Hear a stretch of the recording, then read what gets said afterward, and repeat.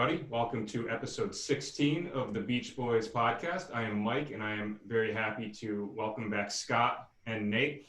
And we are going to be doing a continuation on the Chord episodes that we've been doing. I always get super excited for these episodes, so thank you guys for being here. And we are going to do the same thing that we've been doing the previous couple episodes. We each picked out 5 songs from just a variety of different eras of the Beach Boys. We wrote out some charts. We're just going to go through them and discuss some things that we like about them, talk about some of the theory behind it. And I am going to kick us off for today. Let me see which one do I want to start. I'll start with Friends. This is probably the most confusing one, actually, for me. So we'll get this song's a trip. All right, so I'll play through it first, and then I'll talk about what I think might be going on. So we have...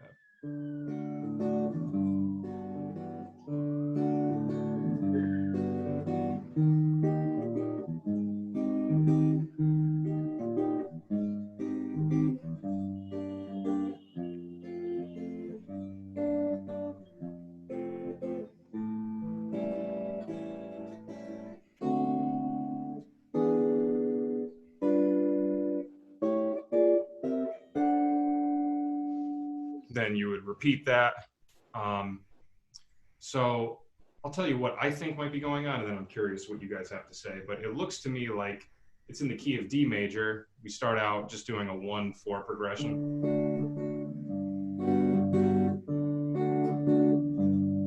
And then he just modulates that progression up a half step. So then it switches to E flat major, does 1-4.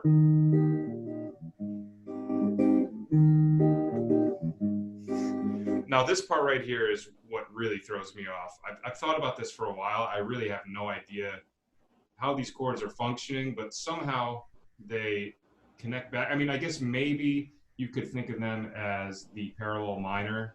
Yeah, I was going to say it goes to D minor to work its way back to D major in a way. And the thing that fascinates me so much about it is just how you could think of it as like the parallel minor, but it's also just how smoothly those chords continue after the E flat to A flat major part. Like, 'cause it's kind of like an unrelated key, but somehow this little sequence of chords just leads into that A7 chord so nicely. And obviously then when we get to the A7, we're at the 5 of the key.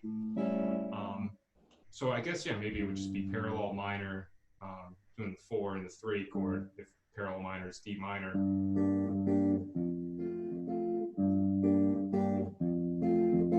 Takes us to the 5, and then he does this really cool ascending thing using a lot of secondary dominant chords. So you do a dominant chord starting on the 1, on the 2, 4, and this is cool because it's like, if you look at the bass notes, it's like running up a D minor scale from the 5th, A, B flat, C, D, but it's all dominant chords. Right, and they have these beautiful vocal harmonies that they're doing on top of that. I'm trying to think, anything else I want to say about this?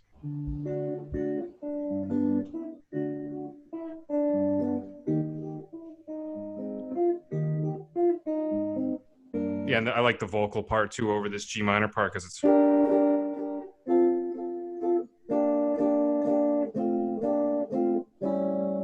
just that little descending movement just concludes like so nicely on that A7 chord. So I've always loved this song. I always thought this was an incredibly strong opener to the album. Well, obviously the opening song is meant for you, but the first like song that's longer than 30 seconds, great start to the album. Yeah, I've always been blown away by that last section too, with all those chords that logically shouldn't fit together, but the way he weaves the melody through them, it makes it work. And the only thing I'd have to add to your assessment is I've heard the first chord, and it's the same for the E flat as major 7 as well. I'm not 100% sure, but that's always how I've played it. Which does also it supports your idea of it being in D major. Mm-hmm. Yeah, absolutely. It's certainly possible. Definitely sounds good with the major 7. Yeah. I like the how those chords. It sounds like a blend of guitar and clavinet, or like some kind of clav keyboard that's voicing those chords in the recording.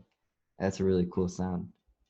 Yeah, I love the instrumentation on this album, and it has. I think there's like a vibraphone also that comes in when that E Mm-hmm. flat part. So beautiful. It's such a nice way to articulate that little subtle key change. I love the way that like this key change happens in the song too, because it's right up front, like right off the bat. Just give you 4 bars of like the 1/4 progression, and then they just move it up a half step. And at least to me, when I heard that, like it really caught my ear. I was like, wow, I wasn't expecting that. It's super No, cool. it's so early and so quick. Do you guys consider that a key change, or is that just a chord change? Like, are you out of the key of D by that point, and then you get back to it, or does it not even make sense to make that difference? You know, that distinction. And if I were to do it, then probably yeah. I Instead do. of calling it the sharp and the flat, whatever, I would say for those moments you're temporarily modulating up. Mm-hmm. Yeah, Yeah, I would say it modulates up a half step, probably is what I would say.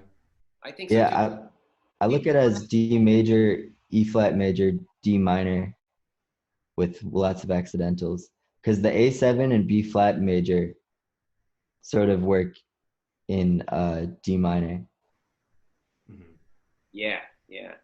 I think so too, because I think people credit, wouldn't it be nice with like the earliest key change in a song, you know? But I think this Right. is even earlier, you know, Mm-hmm. this is halfway through the first verse. It's the fifth bar. They're already in a different key, you know? I just think that's such lateral thinking, you know? Mm-hmm. And it speaks to, like we've talked about before, just Brian's freedom with changing keys. You know, I don't think he is really stuck to the framework of where should this go. You know, Right. It's just kind of, he's just doing it naturally, and it does catch your ear. I definitely remember hearing this and going, "Wow, what's going on there?" You know, but Right. it sounds so good at the same time. Yeah. You know, it's not that it's jarring; it's interesting. You know. Right. Yeah, And I love those, that, that last bar, the A7 to the B flat 7 to the C7 to get back to the D7. That's, to me, one of my favorite moves is in any song. You'll hear this a lot at the end of a song, you know, like ELO does this a lot, where you'll just go up whole steps, you know. Mm-hmm. You know, Right. it's such a cool move to start on that sharp 5 or whatever that is and just go up Mm-hmm. whole steps to get back to the root, you know. And I love his use of extensions, you know, his major 7s and then dominant 7s all through the second half. Right, and it's cool too how the chord he ends on in the last measure is the 1 chord, but as a dominant, and then switches back to either major or major 7. You know, it's just so cool how it just hangs on the same root note and just changes the quality to go back to the top. It's cool that this song to me shows that he doesn't necessarily think in terms of soul keys, like Scott was saying, but I think it does show that he thinks very rhythmically and structurally. How you can see that each section is laid out like evenly in like 4 8-bar phrases Mm-hmm. of like little like hooks and things that your Right. ears catch. Yeah, he's big on a lot of those. There's like a lot of specific chord patterns that you'll notice pop up a lot in the piano and the guitar stuff that Brian writes, like the pattern for those first 2 chords. He goes, you know, I can just totally picture him just playing a pattern like that on the piano for a little while and then deciding, all right, move it up a half step or do the same thing but with a different set of chords. And like you were saying, kind of write these maybe 4-bar phrases of these different sets of changes, figure out ways to connect them together. I feel like he writes like chords too in such a catchy way that the chords underneath this song, like each section, the chords themselves are so catchy and stick in your ear, and you can remember the changes, what they sound like, even when you are not listening to the song. Like he comes up in a way to write chords with the way they lead into each other that is so like it stays with you. Mm-hmm. Absolutely. Yeah, this whole album, just to say something about Friends in general, this might be the album that I listen to the most. You know, like I put this one on and I listen to it front to back often. You know, much more often than a lot of their other albums. I just love the overall feel of this album. The arrangements are so great, and it shows that like the Beach Boys didn't fall apart. You know, after Smile came collapsing down, and Brian was still a genius songsmith, you know. And every single song on Friends to me is like evidence of that he was still innovating during this period, you know, and would continue to for decades, you know. Yeah, when I first started exploring the Beach Boys, after I had heard Pet Sounds, one of the first like post Pet Sounds albums that I heard was Friends, and I immediately fell in love with it. It's to this day. I mean, I was talking to somebody on YouTube the other day, and I think it's probably in my top 3, honestly. Like after Pet Sounds and Today, it might be Friends. That's I might be there with you. You know, it's up there. It's in my top 5 for sure. A lot of Beach Boys fans are divided on Friends, though. That's definitely not a mutual. Like a lot of people don't seem to like Friends, and I've seen a lot of people say like, you know, I know so many people love Friends, but it just doesn't do it for me. Like I feel like there's something I'm missing. So it seems to be one of those albums that the community is a little more divided on. I think it's interesting because I sort of see it as the first and kind of the only album where the Beach Boys like pretty much abandoned rock and roll completely as their format. Because all the surf classic period stuff was obviously rock and roll. And then even I'd say Pet Sounds and Smile were very ambitious takes on rock and roll. Wild Honey was a return to rock and roll, a little bit of rhythm and blues specifically. And then Friends, like I think we could probably agree there isn't really a moment that rocks. Like jazz people would probably say that Transcendental Meditation rocks in like a hard bopping way, but in a conventional 2 electric guitars, bass, drums, let's rock kind of feel, it's completely abandoning that for the first time, and kind of making the polar opposite kind of music. It's so like warm and slow and feel good, very meditative. I think it reflects all the meditating that we were doing, and you can even see it in the chords. It's just so loose, like whereas most rock songs wouldn't modulate in the 5th bar, let's say. Friends like gave them the freedom to do on very unorthodox things, which you find all over the album. Was Friends a single song? Was Friends it was the lead-off single.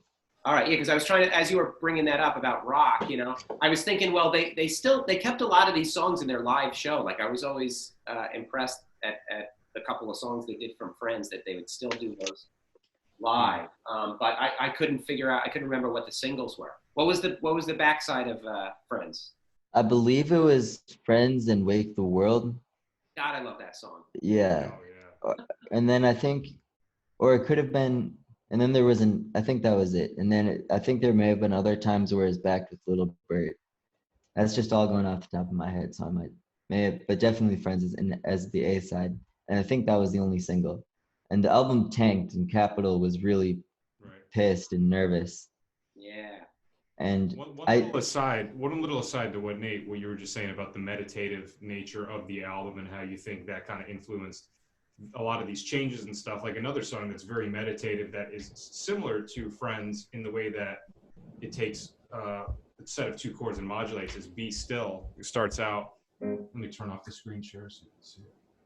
Starts off in A flat, but I'm pretty sure he keeps the A flat in the bass for both chords. It just does one A flat, D flat.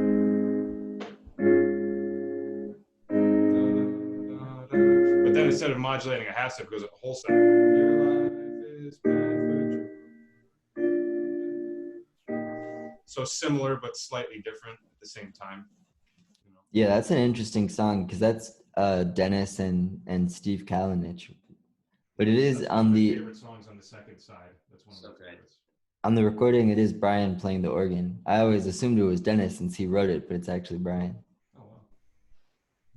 Well, I think that will be a good segue. Speaking of Dennis, the next one I'm going to do is In the Back of My Mind, which is one of my all-time favorite closing tracks of any Beach Boys album. So this one's 6/8. Wait, that's the closing today, right? Well, there's both sessions with Big Daddy. Yeah. Right? Okay, yeah, right. I've thought about that for a second. I was like, I better clarify. Big close. On my iTunes versions, I have removed both sessions and made Back in My Mind the closing track. It's a great closer. All right, so this one is beautiful. So we're key of F major. This one's a little more diatonic, but it has really nice movements going on. So.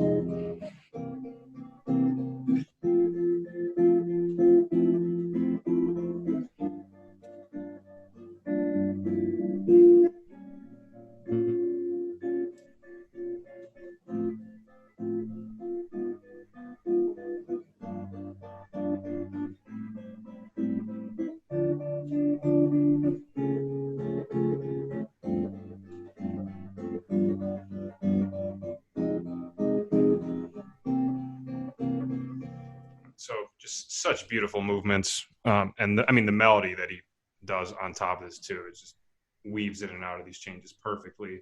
So we start on the 1 chord, just go from 1 to the 1 major 7. Signature Brian move. Yeah, like Be My Baby. Mm-hmm. So then the 2 chord, and then we have the 4 That's minor, an interesting connection. And then they love the 4 minor. We see that all over the place. Now, I love this movement right here.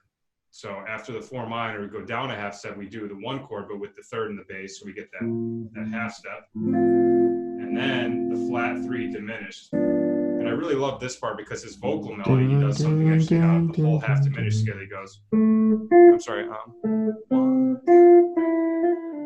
so that's his melody on top.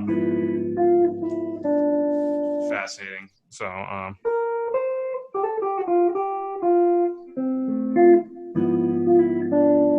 and then right here,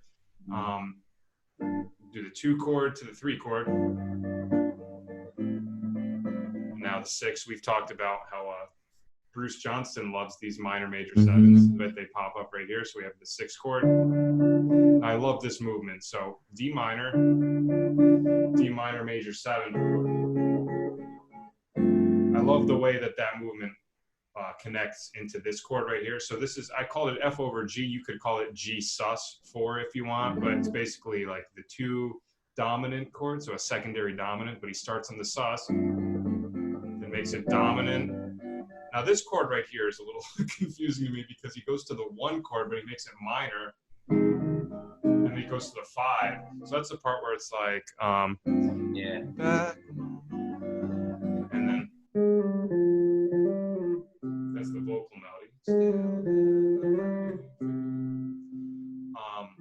Does the melody remain in the original major key, or does it change with the melody has an A flat? Yeah. Oh my God! What a son of a gun! And then, so it's interesting. He always knows the perfect times to bend out of the rules, so to speak. Well, it's funny too, because that particular chord right there, that was always the chord when I was listening to the song where I was like, wow, that came out of nowhere. But it, just like we said with Friends, though, it fits perfectly, but definitely catches your ear. Yeah. I think that F minor, that almost acts as like a B flat 9 at 11 or something like that. Like it's almost like going from 4 to the 5. Interesting. That makes sense. I never thought of that. I'm just trying to like a 4 sus. Oh, that's interesting. I'm trying to think of how does it work, and the F minor 7 is almost like a B flat 9. Right. If it was a 2-5, it'd be the 2 chord, right? Yeah. Makes sense. I never thought of that. So you could think of it as the 4 going to the 5 to get back to the 1. Such a cool. That's the coolest ear-catching chord, though, right there. I love that. Yeah. And another thing too that I love is those guitar parts that are happening on top. Yeah.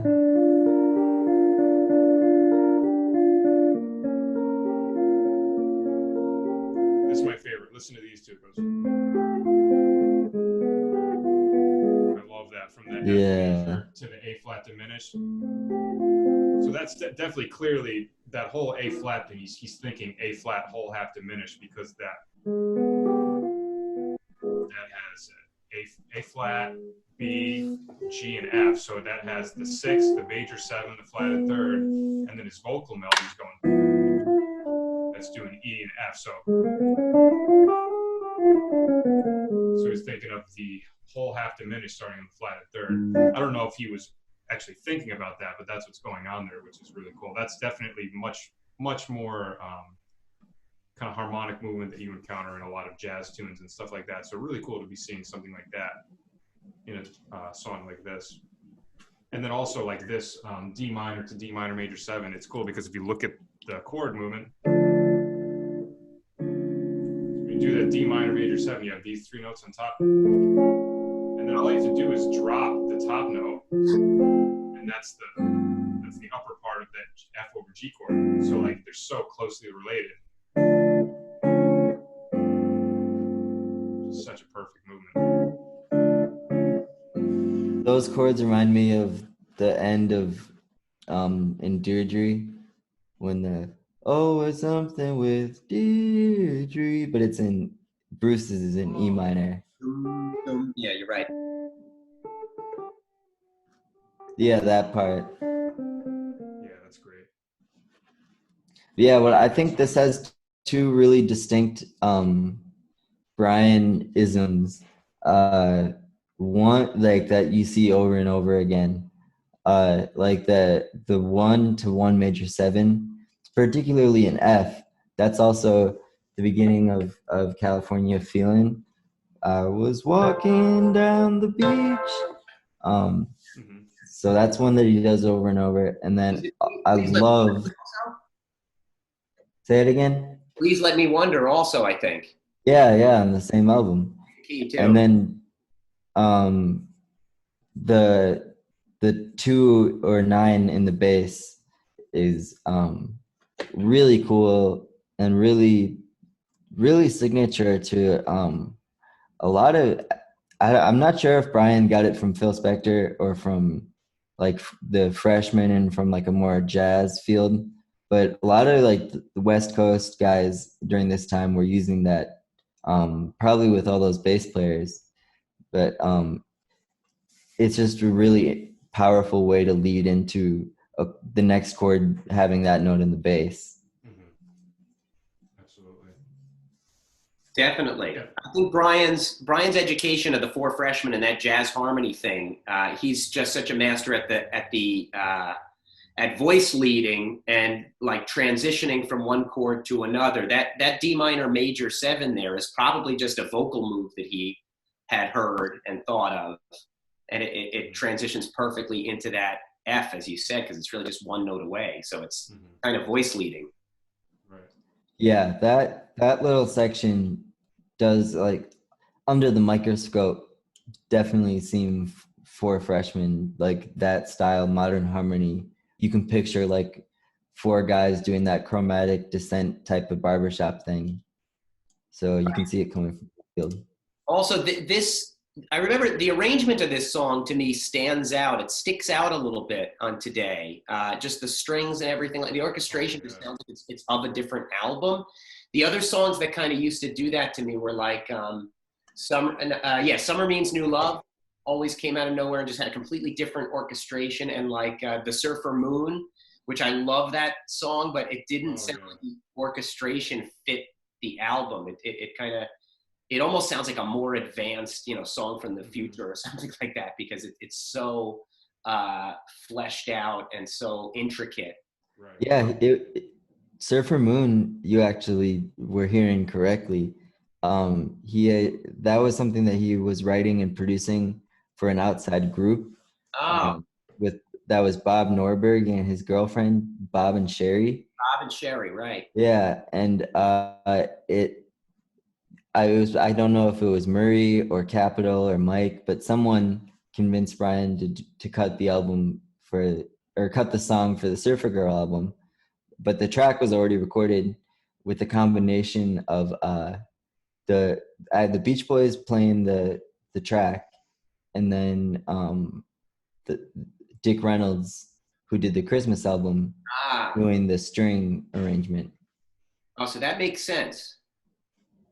But with this song, in regards to the album that it's on, I what I love about today is that all the albums or all the songs kind of feel like they live in the same universe to me, and it's a good album to put on if you want to get in a certain feel, because they all have that, like, probably 4 or 5 acoustic guitars and hollow body guitar doing what would be hi-hat on most other productions. The strumming of the guitar takes the place on today, and that thunderous drum sound. And to me, there is a lot of cohesiveness on today. It's like a merge of Brian trying to do the Phil Spector thing, but also still keeping the Beach Boy, like, surf sound is still present, more on side one.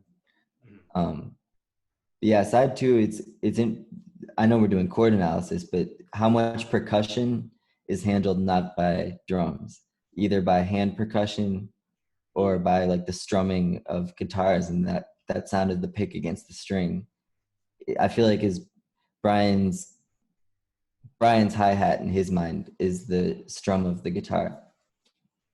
That's an interesting point. He always loved the click of Carol Kay's bass pick. You know, she played. Yeah, right.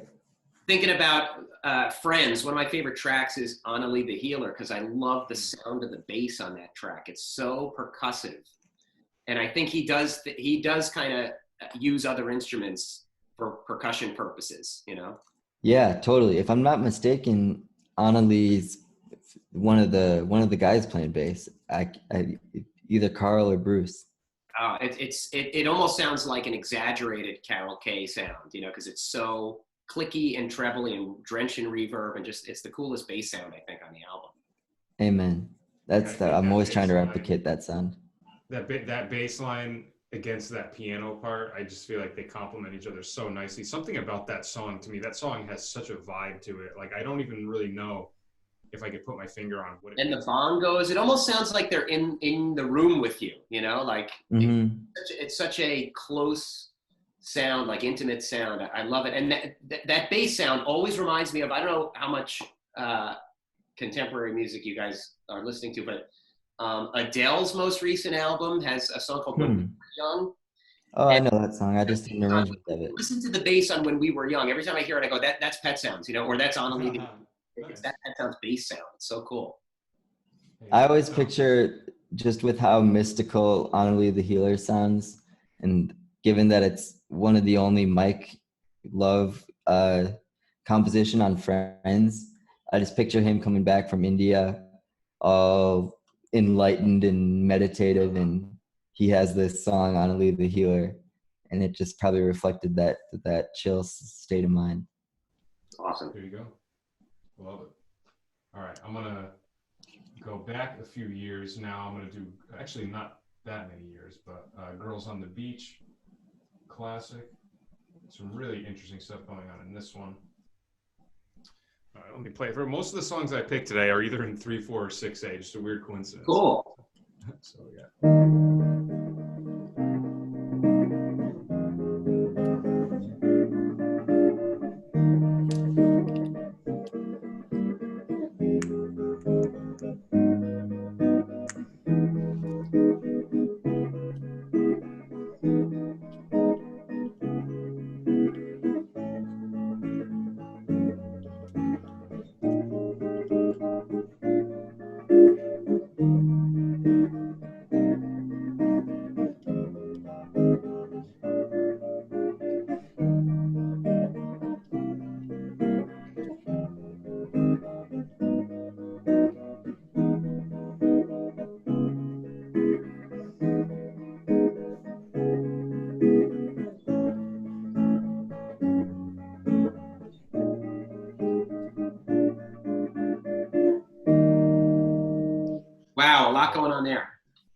So Yeah, this cool. one's wild. So it's in the key of E flat major, but he does this very subtle key change up a half step, once again, similar to what we saw in Friends, but definitely different in the way that he modulates. So it starts out very straightforward, 1, 6, 2, 5. First time he does the 6th chord is minor. Then second time he does it dominant. Sounds just like When You Wish Upon a Star. And then the 2 chord. Now right here, this is a little sneaky. It was the A flat minor. So if we're in the key of E flat major, A flat minor is not that bizarre because it's the 4 minor.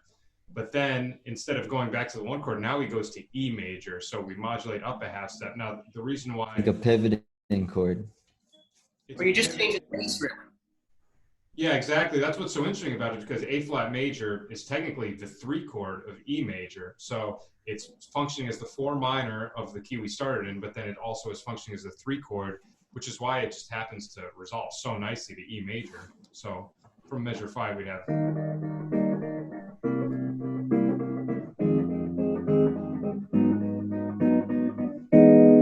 Such a nice new territory that we've entered once we get to this part, and I love such a beautiful vocal melody over that. So now we're in E major, and we just do the 1 chord to the 6th chord twice. All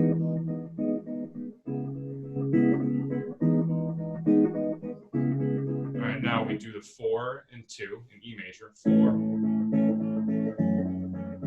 And here's the other really wacky moment of the progression. So obviously you would think that it's going to go to B7, but it goes to B flat, and it has like the 13 and the sus. So from measure 13, we have the A major, F sharp minor,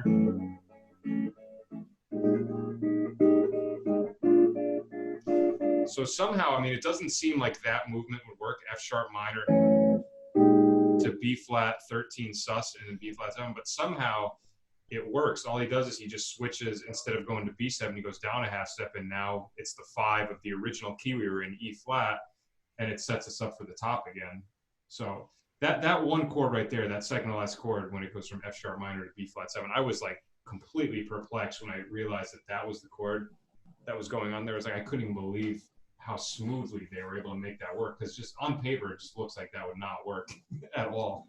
Yeah, it seems like, and then like I mean this in the most complimentary way, that like Brian set up the formula for this type of song. I mean, he didn't invent it, but Surfer Girl laid the foundation, and then I feel like this song is like a harmonically mockery version of Surfer Girl, because it sets up with the first 4 bars what you would expect from the whole song, and then the rest of it is just playing with your expectations 1 chord at a time, just changing 1 little note here, 1 little note there. And do you guys know what I mean? That it's like funny, like when you look at the chords on paper, you're like, oh my God, how the hell would these It ever seems like it wouldn't work. It kind of makes you laugh, but then when you sing the melody over it, it's so smooth. It's the melody that ties everything together. I think he takes this 1 step further with Warmth of the Sun. This to me sounds like an intermediary experiment between Surfer Girl and Warmth of the Sun. Mm-hmm.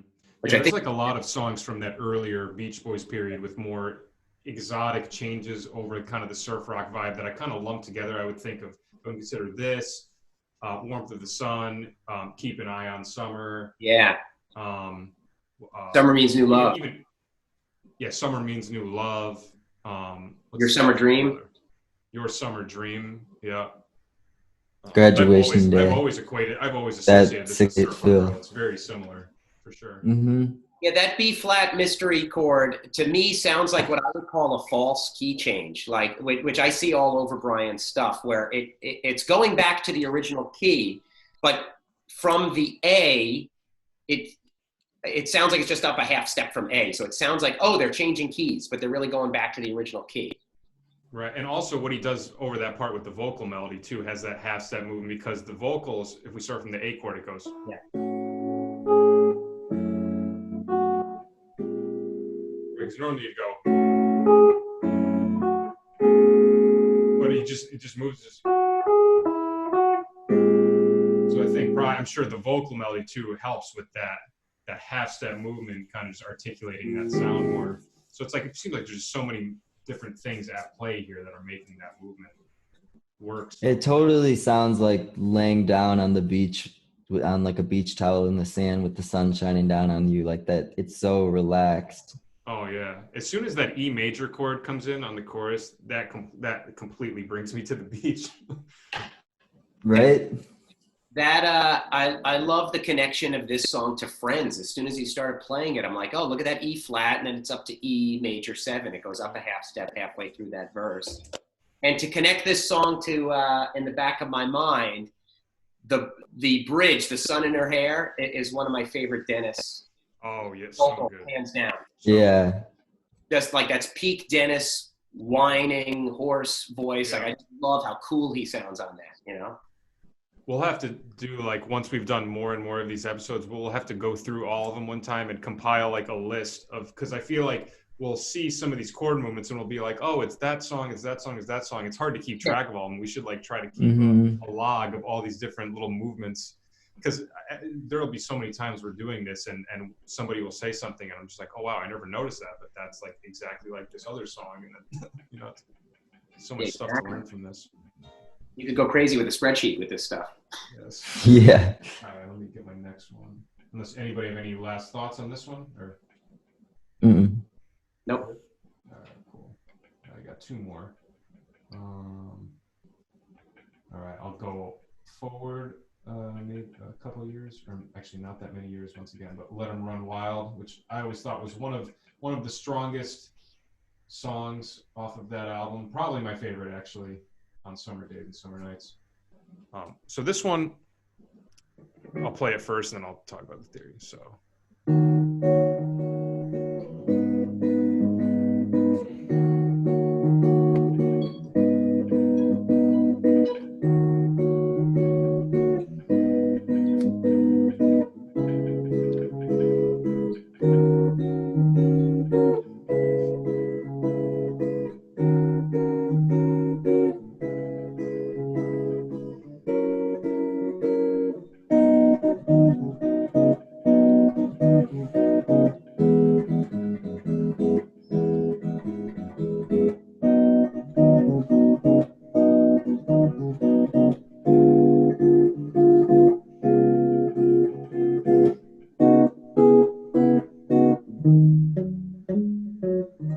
Back to the top. So I would say this one, I mean, it's in B major, but the beginning part is more the relative minor at G sharp minor. My apologies, by the way, for writing D sharp. I always write E flat, but in the context of this key, it is technically correct to write it as D sharp minor. If I wrote E flat, I'd have to call the B major C flat. So it was basically pick which one is I want to deal with. So we start. So the first 2 chords, if we're thinking of as G sharp minor, it's just the 5 minor to the 1 minor, which I believe Burt Bacharach, right? What the World Needs Now. I think it's the same first 2 chords, right? And Brian Wilson said that this song was inspired by Burt Bacharach. Oh, it was nice. So we start with that. We hang on those 2 chords for 6 measures.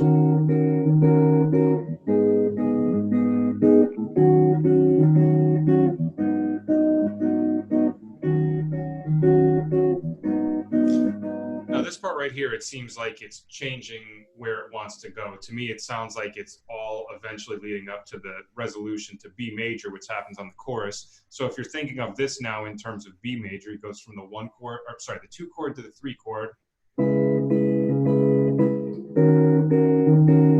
And there's a really nice bass line over this chord. It goes.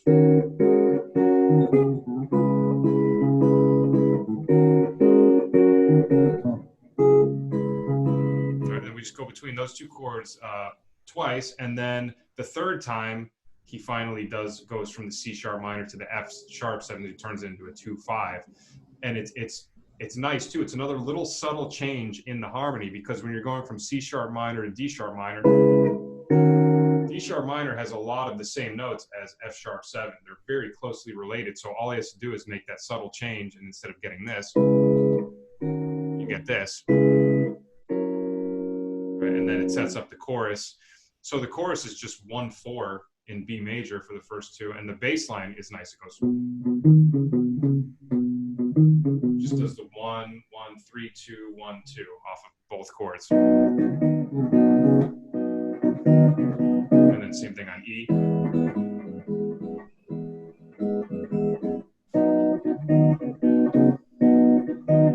Now here's one of the weird moments: D diminished 7. So if we're in the key of B major, he does that flat 3 diminished, which is actually something we also saw in the back of my mind, right? When we were in F major and we saw the A flat diminished. But this one is interesting because it doesn't resolve well, I guess actually it kind of resolves very similar actually to in the back of my mind, because then it goes down a half step. But this time, instead of going to the 2 minor, right, if we're in B major, it's actually dominant. So it's doing a secondary dominant. So, and then this is like my favorite part of the song, when you have that like bass and everything else drops out and you have the vocal harmonies going. It's so beautiful. And that's like all over a C sharp minor 7 tonality. I'm sorry. And then the bass line. And then just perfectly, those last 4 notes in that bass line just perfectly bring us back to the top of the song. And then anything. I think that's it. I think that's all I got for now. Awesome. Yeah, that's a great assessment. I think I've heard the bass line as starting on the 5 in the chorus. Can you hear the keyboard? Yep. Mm-hmm. Like what? And then starting on the 3 of the E.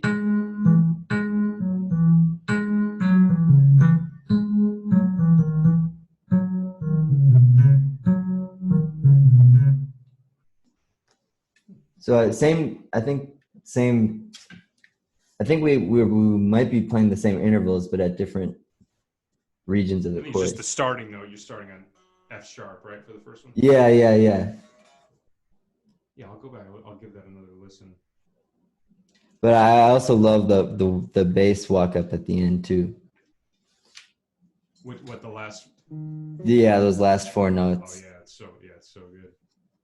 Yeah, I love those last 4 measures. That it's so like the Wrecking Crew must have loved playing this one because it's so swingy. It almost sounds like a Frank Sinatra backing track or something. Yeah. You know, that doom doom doom doom doom boom, and the drums were just awesome on this one, but very jazzy sounding. You know, I just love the I also love that little guitar. Yeah. That just like little moments like that just make the song for me. Whenever I play that little riff, it's the hardest part is to get the slide down as even as they played it every time. Mm-hmm. Yeah, those harmonies are interesting because it's because I think also over that part in the second verse they go like, you know, that little like harmony thing they do. Yeah. And then the guitar goes, and then the vocals go. I'm sorry. Yeah. Such a great vocal melody too.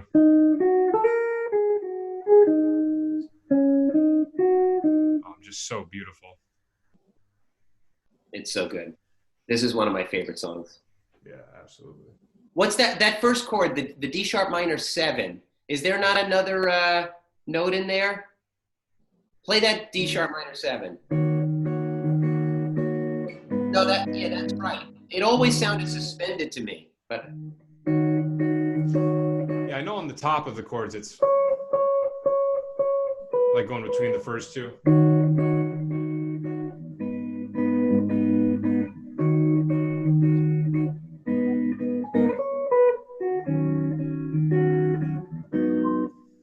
yeah, maybe it's that movement that made it sound suspended to me. But I always thought it was Well, like an ambiguous chord. I think also too the 5 minor is not one of the more common chords for like a minor song to start on, because normally they'd make the minor dominant a lot of the times. Yeah.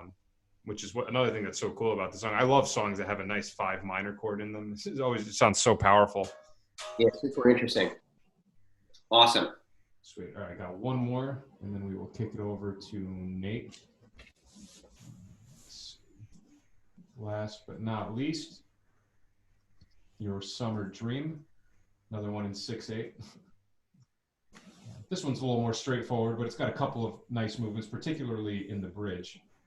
I might have to scroll down with this one. All right, so.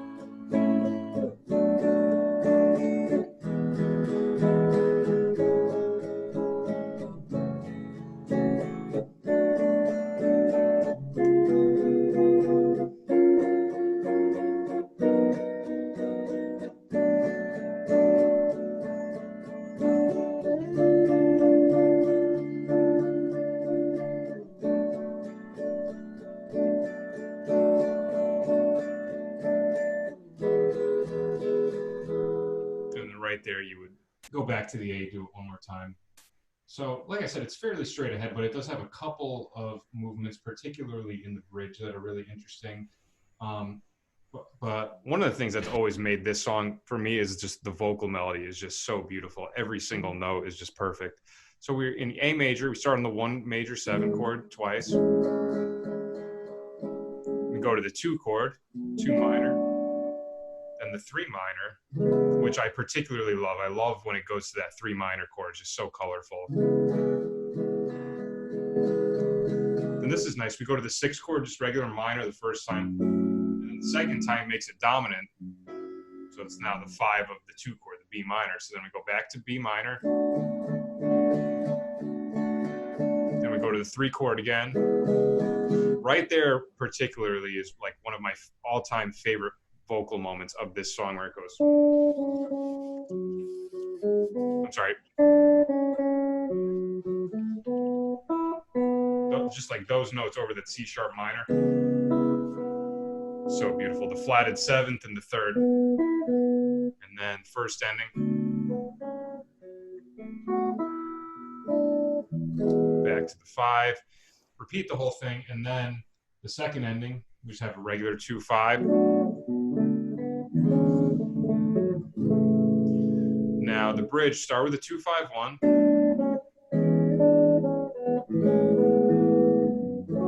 Now this is really cool right here. So it starts in the 2, and then rather than going to the 5 this time, he actually goes to C sharp 7, which would be like the 3 dominant. We see that in some songs. There are definitely some Beach Boys songs will start on the 1 and then go to the 3 dominant. But it's interesting because he starts on the 2 chord, then the 3 dominant, and you would expect it to go to F sharp minor, like we had seen previously in the song up here, right? But it actually goes to major 7. So to me, that chord right there is what really sticks out the most to me in terms of all of the movements in the song. I think that one is the most colorful. And then he goes to B major. So now I would say maybe like right here, just for these 2 bars, you think of it as F sharp major, and you do the 1 chord to the 4 chord. But then what's nice about this B major chord is he could just hang on it and turn it into minor, and now all of a sudden we're back to the 2 chord of the original key. So it's another one of those instances where we have this little temporary key change, but Right. then just like they always do, they figure out a way to just bring it back to the home key in a very subtle way. And then right here, we still get a little bit more tension because we have the 2 minor, and then we have the 4 minor, which we actually haven't heard yet in the original key. back to the 2, 3 bars, and then back to the 5. Great, by the way, great song too if you're teaching guitar. Great song for teaching somebody an A major 7 chord. It's just like right up front, right from the beginning of the song, that's what you're hearing. Great example of that chord. Yeah, that's it. That's what I got for that one. That's such a pretty song, and I never noticed all those little unique moments. Yeah, this song is. I always thought this song was really underrated. It's a great song. I love I love that minor 4 going to that D minor, specifically the B minor 7 to the D minor. I guess it's the D that they have in common that connects those 2 chords, and just the 2 of those in a row just sounds so perfect, you know. And that that part. Yeah. It's so good. Yeah, it's really good. I love the jumpiness of the vocal melody too, like the interval. Yeah, just such an incredible vocal melody.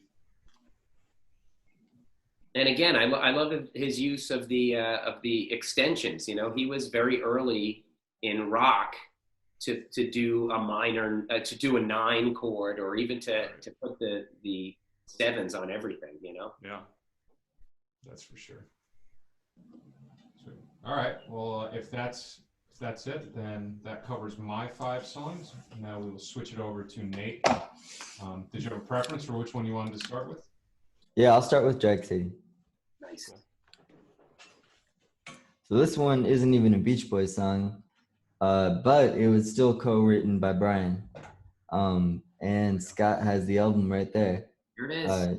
It was a hit single for Jane and Dean, followed by a hit album. And so this song was co-written. It was originally only credited to Jan and Roger Christian, but later on, Brian's writing credit was restored.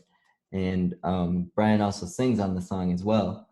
But so what I think is cool about this song is there are little musical Jan-isms and Brian-isms too.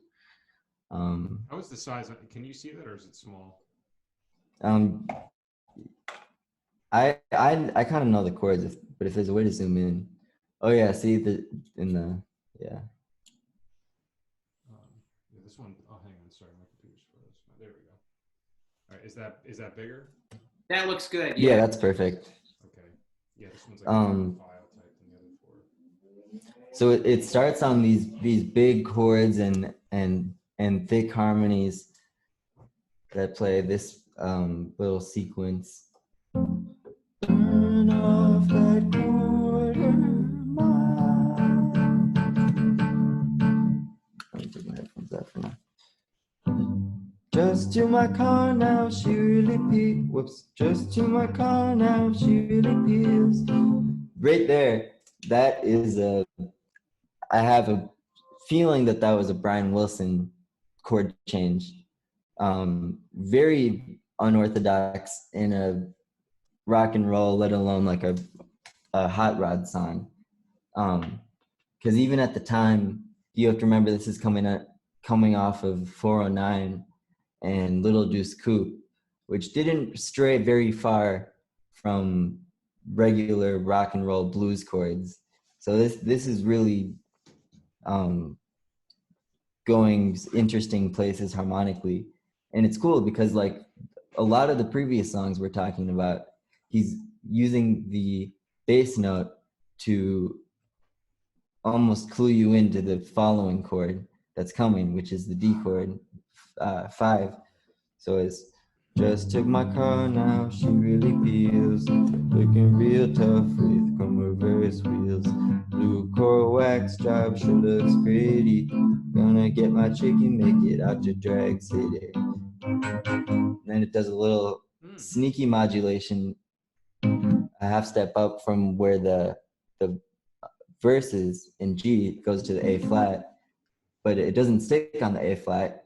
So I think it's very Jan and Brian, I think, thinking as composers, we're trying to write like the musical feeling of revving your car up to get from point A to point B.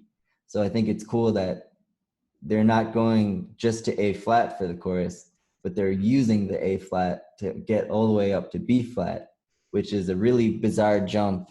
And Jan Berry was famous or infamous, depending on who you ask, for putting in unorthodox key changes to make sure that the session musicians were paying attention to his songs. Smart. You know, the session guys thought, they're like, oh, this is just simple rock and roll. Like, we'll go in, we'll kind of half pay attention, and then we'll get our money and go. But then all of a sudden there's these weird modulations, so they had to be on their toes. So it's the perfect way to get from the verse. Yeah, I'm gonna drag city, I'm gonna through now. This just follows kind of the regular Beach Boy car thing. 1 to 5, or 1 to 4, my bad. And then that thing from the beginning.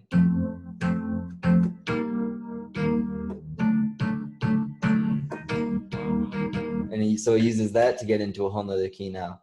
But that sequence in itself is interesting because it leads into to G the first time and A flat the second time, but the chords that you actually play, F, E flat, D, aren't distinctive of either of those keys. So when the song starts, it really just comes out of nowhere. But in the context, once you hear it after the chorus, going from B flat to F, and then so they propel with that E flat into A flat for the second verse.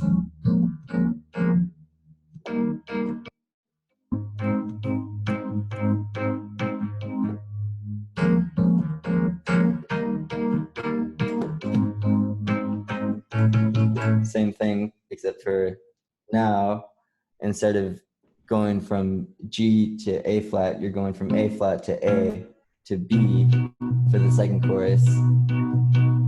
And that repeats with that same 1/4. And then it's that sequence, but up a half step. It's not written on here, but and so instead of F to E flat to D, it's F sharp to F, or sorry, my bad, F sharp to E to G sharp. And then they, let's see. So yeah, the last chorus is written, and in the last turnaround of that sequence,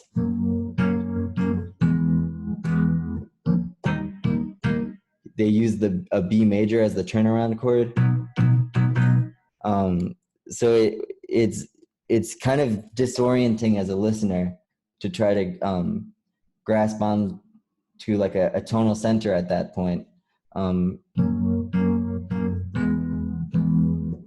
The B makes you want to go back to F sharp, and so you run through the sequence again, and then it lands on E flat for the outro.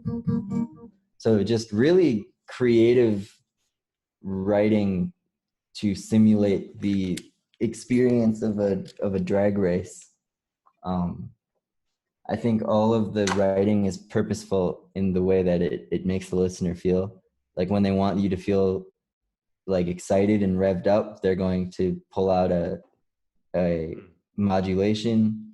And then, you know, when they want you to feel disoriented, they're using accidentals in that intro or post-chorus sequence, depending on how you look at it. Yeah, Nate, I think everything about this song, just looking at the chords, this is not one that I knew the chords to. This to me sounds like a reverse of Surf City, you know, which Jan and Dean had a #1 hit. Yeah. Brian co-wrote. Like they had 2 girls for every boy. Here's Burn Up That Quarter Mile. It's the same number of syllables. Yeah. But instead of, I think on 2 girls for every boy, the chords go up. These are going down. That's a great observation. And during the chorus, on Surf City, it's, well, I'm going to Surf City because it's 2 to 1. So it's kind of bum, bum, bum, bum. And this is going to Drag City. It's going up instead of down, you know? Yeah. So I think the melody lines are going in two different directions. They're almost mirror images of each other. So, and I'm sure it was not a coincidence that they're following up Surf City with Drag City, and that they're taking pieces of one and kind of refashioning them. But it's really interesting to me that it's not just a complete copy with Hot Rod lyrics or something. I think they're really trying to play with it and go backwards. And same thing with the high falsetto part. Well, we're going to Surf City. Woo, woo. It's that high part. This one starts out high and then comes down, doesn't it? Yeah, it's way high. It's like that woo, almost like a siren, that Dean Torrance falsetto. It's awesome. Yeah, so just looking at these now, I think the chords remind me of Surf City, except they're backwards, where this one goes down. Those first three chords, by the way, they sound to me like they're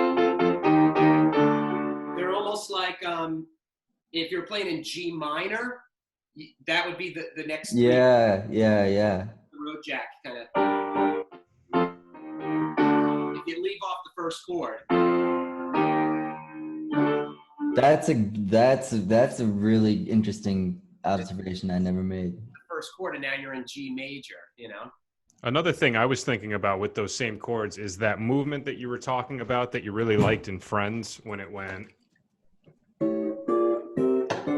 Oh yeah, right? yeah. That is, if you just started on the D, if you went backwards from the D up to the F, and then G, it's like no way. It's different order. That's awesome.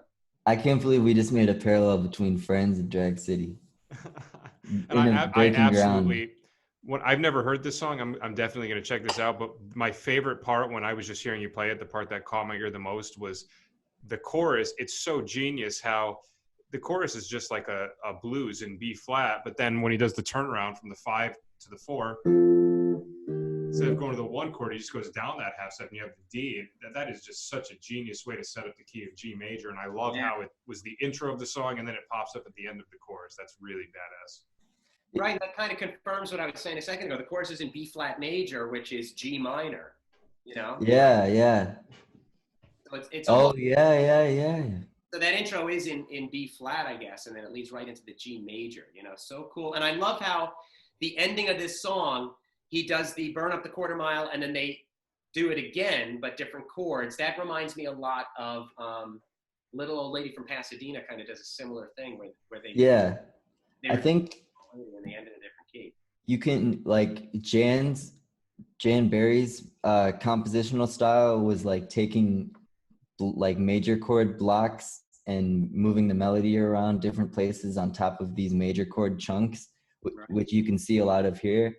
And then you get Brian's input, which is very like jazz informed. So you get the slash chords and on the recording, I think the guitar is voiced as an A minor 7 over D, like which is a very, very Brian Wilson-y chord.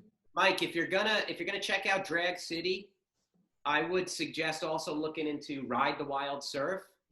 Nate, did Brian co-write Ride the Wild Surf? Yeah, he co-wrote that one too. How many Jan and Dean albums are there? There's a fair bunch of them, but there's like with Jane and Dean, their albums there's like a lot of weird humor shtick, but for someone who wants to like get their toes wet in Jane and Dean, Dean did a really good anthology album that sort of covers like the most of the hits. But then, like the Beach Boys, there's so many deep cut Jane and Dean songs that have such bizarre harmonies and chords. It's so funny. When I started getting obsessed with the Beach Boys, I remember early on, my dad had mentioned to me, he's like, if you like the Beach Boys, you should check out Jan and Dean.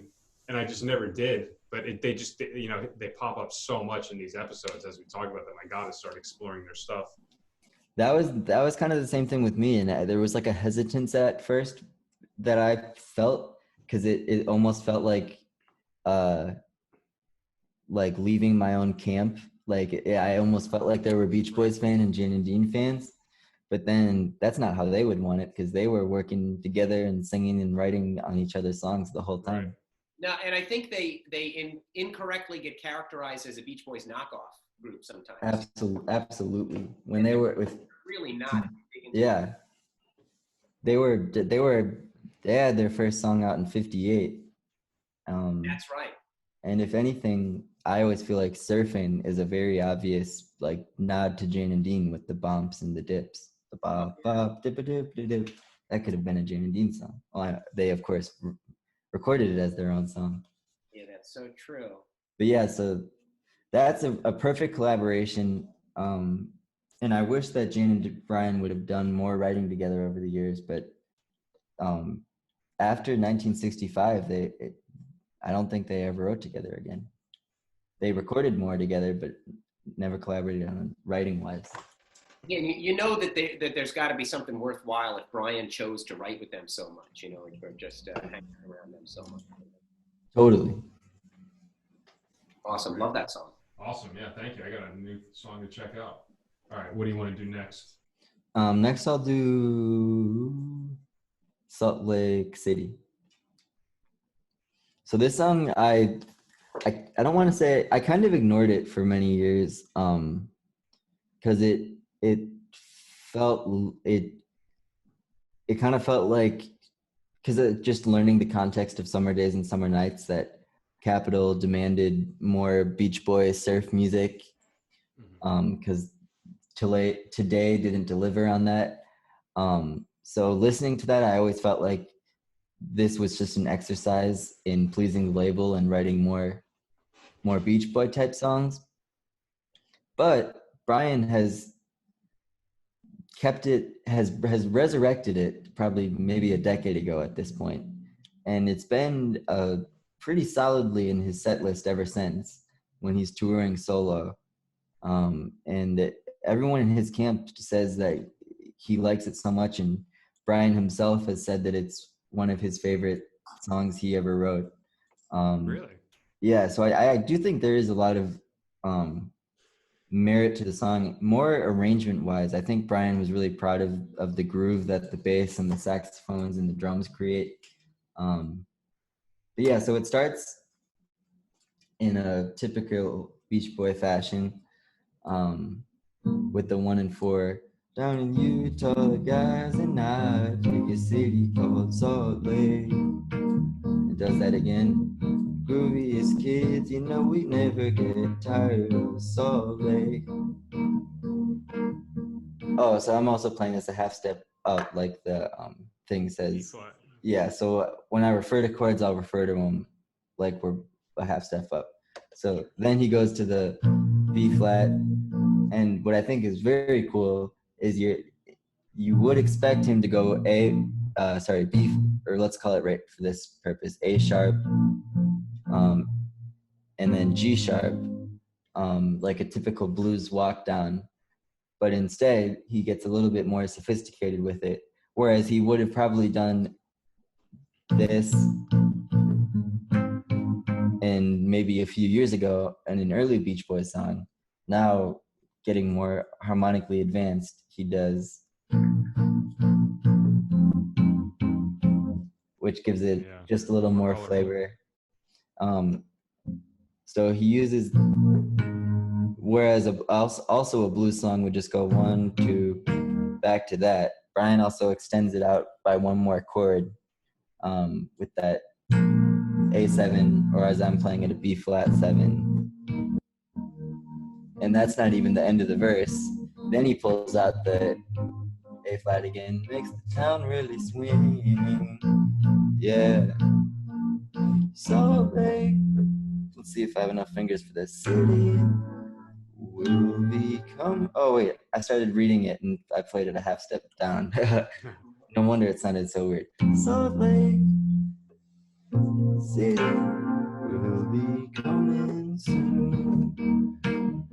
So then that section repeats, and then for the end, to draw it out even more, he does, and they do the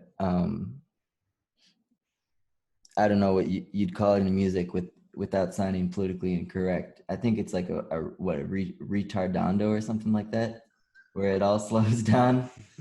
Yes. Yeah. So they do that. Salt Lake City, Smoke City. Ooh. And then he does that sharp 5 against the dominant 9 chord to the E minor 7, but still leaving the A in the bass. Back to the home.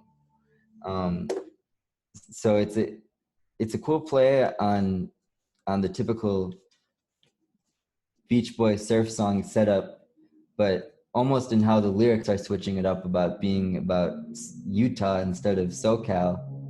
The music has a feel of those changes in place too. But yeah, I think it's what I love about this era, and even this when they revisited the surf pop genre, like let's say with MIU and Going On, not literally Going On, but I guess that counts. I meant going forward. Is their ability to still make songs that sound like that regular surf rock and roll 3-chord surf and safari thing, but meanwhile it's very like harmonically interesting. Yeah, that is a good one. And one of the movements that we see in this song that we have talked about on previous episodes is that A chord going to the E minor 7. So like going from the 5 chord to the 2 minor, like in Don't Talk, Put Your Head on My Shoulders, right? It goes from D7 to A minor. And there was definitely at least 1 or 2 other songs that we did that did the same thing. I think there was one that you did, Nate, where it started on those 2 chords. Little Deuce Coupe.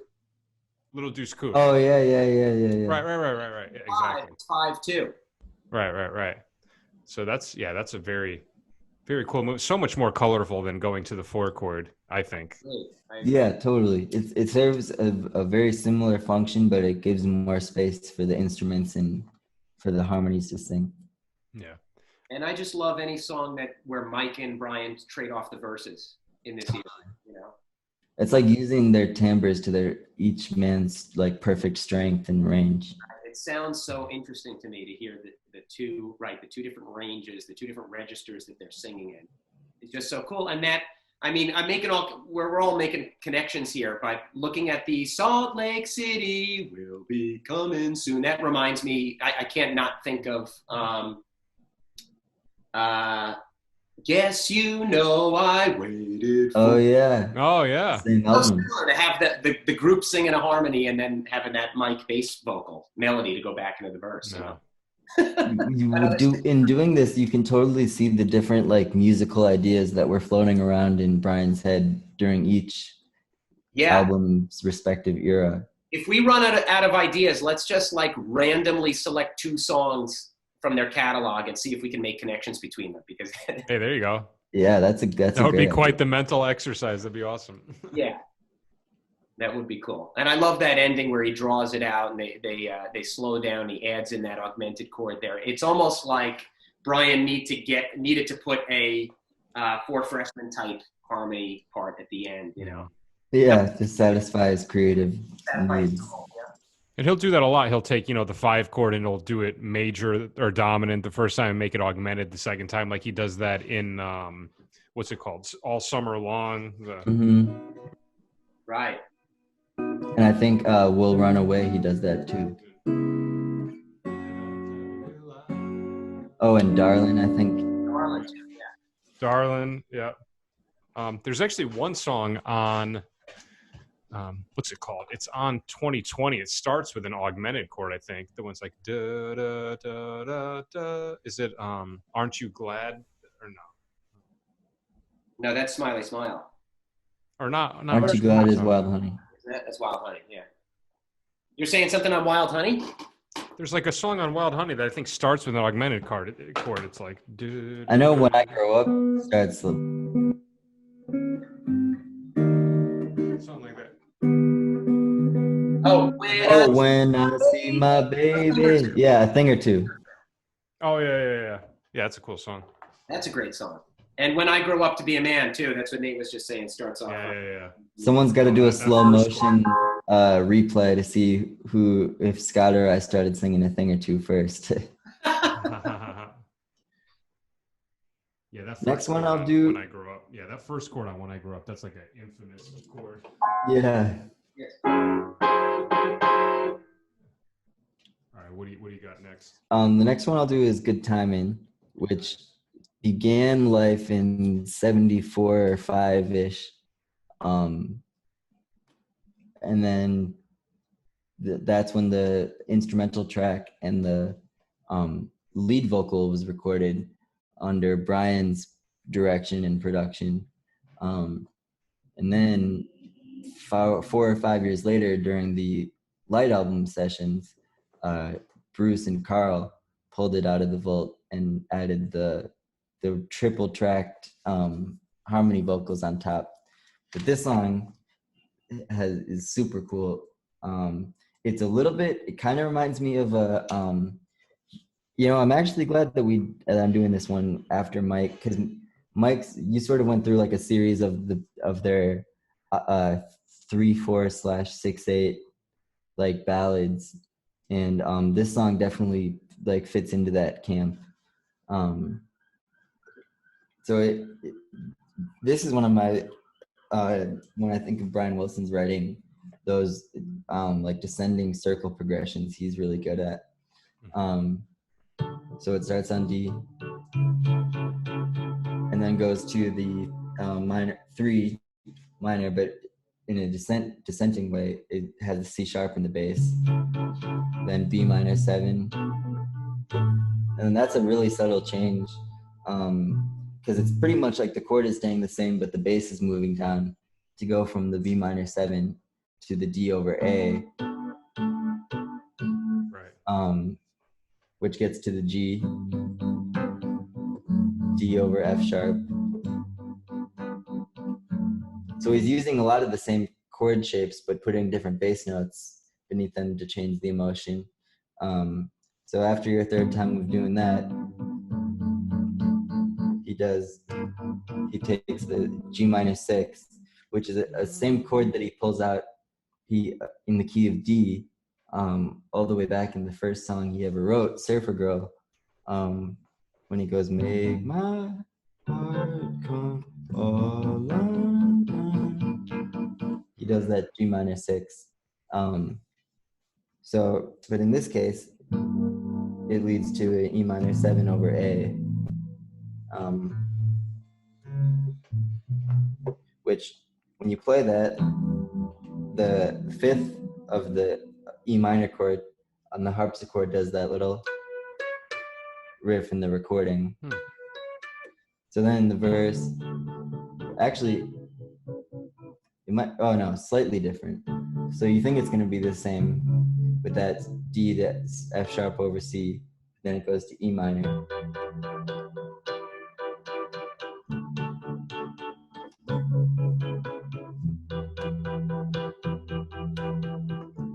Oh, the world keeps turning,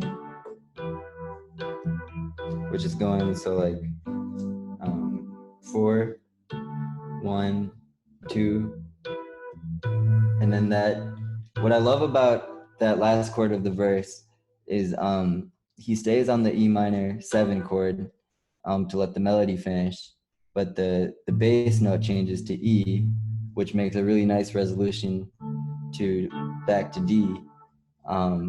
So he doesn't have to change the chord all the way to like which might sound really like on the nose in this type of song, and he had already done that 1,000 times. So he leaves the chord as is, but just changes the bass note. And that E minor 7 over A chord leading into D was, I believe, in Salt Lake City that we just looked at. So it's like a nice, sneaky, but also like mellow little move to do, because it's not as jarring as like going to a whole A chord.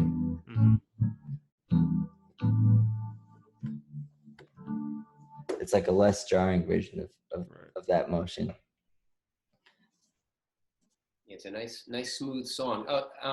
It's interesting that you made the connection to Surfer Girl, because I believe at the end, Carl sings a little snippet, like it's almost like an Easter egg of. I'll have to listen for that. Listen to it. Yeah, they're going. It's like. Oh yeah, I can picture that. That surfer. Oh. Girl. Yeah. And they do another. There's another little Easter egg at the end of that song, where they go. It's almost like, I don't know if it's Warmth of the Sun or there's some other falsetto thing that they do that is almost too close, like it can't be a coincidence, you know, the melody of the melody at the end. They're almost like improvising melodies over the da da da da, you know. Yeah. And, If I remember correctly, it's a Carl lead with all those harmonies supplied by triple tracked Bruce, Carl, and Bobby Figueroa, who is a touring percussionist. Very cool. I had one question about one of the chords. When it goes from that G to D over F, isn't there one part where it goes? I always thought like one of them like was B minor instead of D over F sharp. Like, I don't know. To me, that chord always sounded darker to me. That second chord. Maybe I'm wrong though. To listen to it. Oh, you're saying instead of a D over F sharp, you're saying I always thought it was either like yeah, not F sharp minor. I guess B, maybe something.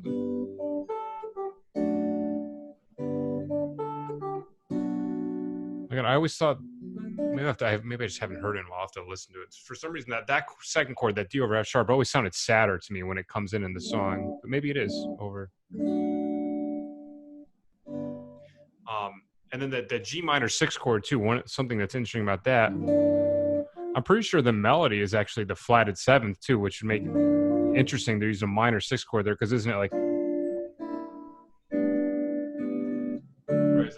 Yeah. Which is cool. So that's really interesting. You could think of it as like an E minor 7 flat 5, which makes sense going to E minor 7. Mm-hmm. Right. So it could just be like E minor 7 flat 5 over G if you wanted to go that far.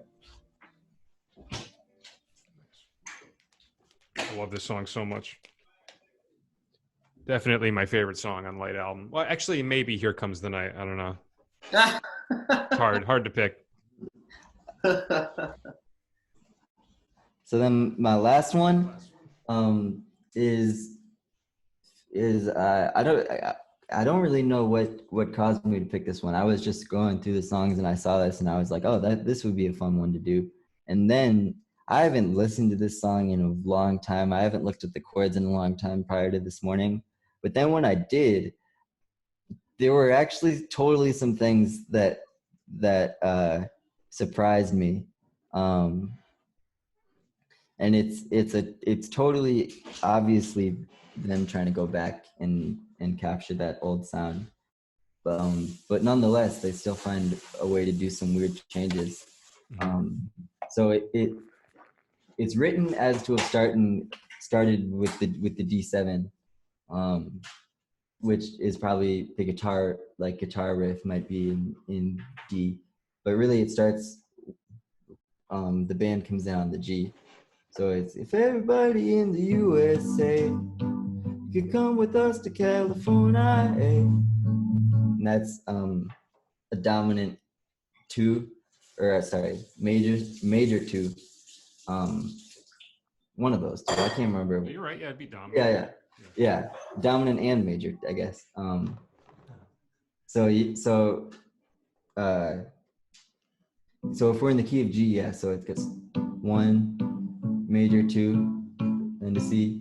If we come da da da da da do do do do do do, we could take him to a place out west where the sun shines every day. So that repeats again.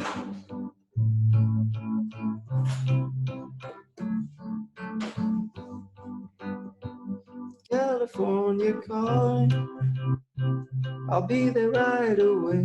So that we're still in G, but it just kind of fakes you out sort of by going into making C feel like the home. I'll be there right away with some beautiful wind. I'm gonna da da da that's a cool change right there. In they've gotten you so used to the A being a major chord, so then and then to play them both juxtaposed. We're the beautiful one, we're gonna find me one. That motion right there, those the minor 7 chord going to let me think for a second. In this case, it would be 2 going to 5. Is a motion that Brian does a lot on the up tempo songs. On Be True to Your School, it's I think a half step higher or 2 little higher. It's in B minor, but that motion, it's actually also similar to drag C, that A minor 7 D, A minor 7 D, using that to get back to G, but instead of this time there's no D in the bass. So that repeats itself, the verse repeats, and then where I was really surprised just looking at the chords, or actually now I see that it's not even that complicated, but the G to E flat chord is they make it work because it's basically just the whole song modulating up a half step. But just to hear those 2 chords juxtaposed, you don't know where it's going. Yeah, they don't go from the D. And then you're like, oh, okay, I know where we are. Yeah, you'd expect them to go to the D to the E flat, to go to the 5 and then go up a half step. Yeah, like it's taking an easier way to get there. And then it just repeats itself all half step up. Yeah, I think it's cool that they purposely get you used to the major 2nd chord, and then at the right time find the moment to flat the 3 and make it minor. And I think this one actually began life as an Al song that Brian finished. It sounds like it. Was this the one that was written for Americathon? Do you know? No, I think that was. Oh wait, I think that part of me wants to say that was "It's a Beautiful Day." Oh, okay. I might be confusing those two because I think the first time I heard this song was on the box set, what was Made in California box set. Oh, so then you are thinking of "It's a Beautiful Day," yeah. Yeah. But they are very similar. Yeah, they're very similar. But I didn't grow up knowing this song. It's cool how they use the E flat 7 chord too to modulate up the half step, because if we're in the key of G, then E flat 7 is a chord that you can encounter in G major, but also like the parallel minor, G minor. So it's smart to just take that and then have it function as the 5 of the chord of the key a half step higher from the original. That's a good point. Very sneaky. Yeah, the more we dive into these songs, I think you can start to draw a conclusion that's the way Brian comes about some of these crazy chords is by thinking about like the parallel minor key. Yeah. Mm-hmm. And just pulling not random, but pulling just 1 or 2 chords from those keys at specific parts in the song. Yeah, I think he's a master of, I think it was very easy. He was very naturally gifted in terms of transposing, So if you like, I've been listening to the Smile sessions a lot, and he does the song Wonderful, which is a super complex quarterly complex song, if quarterly is a word. But he does it in like 4 different keys. And I don't think he has any trouble bouncing from key to key, Yeah. So for him, a key change is no big deal. He's probably just naturally going from one key to the other. And I think he just understands the intervals so well, or the distance between the chords and the relationships, that I don't think he has any trouble thinking in a different key. To him, it's probably just second nature, or that's what it seems like from looking at his songs, Definitely. I think the vocal melodies too, a lot of times, are just so good and so smooth that they kind of make the movement from one key to the other just that much smoother. Like that song Wonderful, like I think his vocal melody is a perfect example. I mean, it weaves in and out of all these different areas, but it's just like it encapsulates that piano part just perfectly, you know. Yeah, one of the most beautiful songs. Yeah, his writing is so like there's like a symbiotic relationship between the songs he writes and the way his melodies are and the way you play the keyboard as an instrument. And I think like you could obviously understand like Mike, you can have a great understanding of his songs through guitar, but then like he's often said that he came about chords by way of like imagining geometric shapes, and then when you play it on the keyboard, I guess the same does apply to the guitar too, that you can feel the same, that you're playing the same shapes, but like Mike said, it's transposing up and down. And I think the way that he came at melodies is like almost like a byproduct of him writing at the piano. Mm-hmm. Definitely. Absolutely. All right, I'm just gonna run to the bathroom real quick, and then we'll do Scott's 5. All right, I'm gonna run to the bathroom too. Good idea. Sounds good. All right, we are back. Scott is gonna start out with All Dressed Up for School. Awesome. Yep. So All Dressed Up for School. This was an outtake, I guess, from I think 1964. Could have been earlier though. I'm not sure what album this might have been on. Maybe All Summer Long. I don't know, Nate. You're kind of the nerd of the details. You know, like do you happen to know which album this was intended for?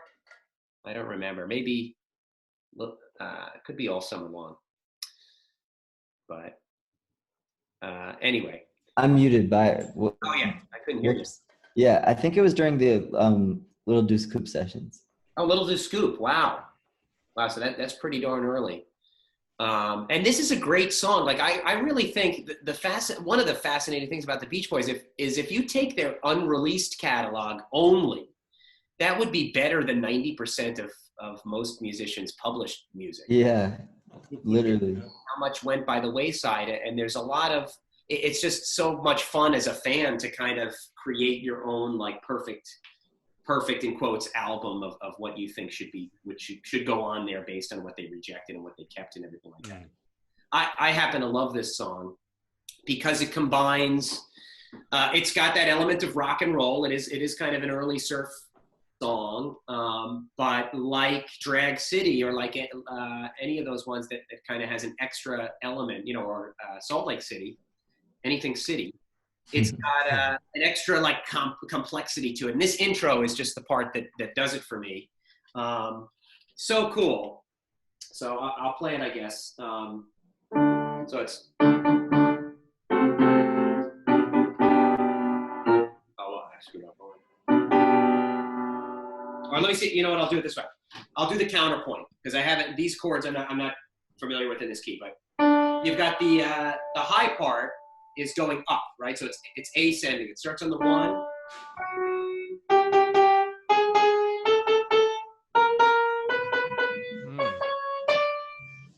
All right, so it's going up basically from the 1 to the 3, and it's chromatic. Right, and so you get back to that D. Whereas the bass is going down, starting on the 1, going down to the dominant 7, so the flat 7. And then going down chromatically. So it's going.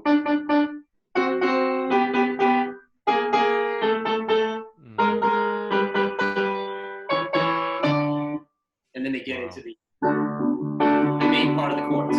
Well, she first caught my eye running around in shorts, but she never bothered with her head. So 1, 4, 5.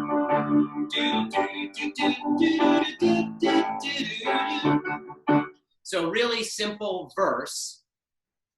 And then the chorus goes to B flat from the D.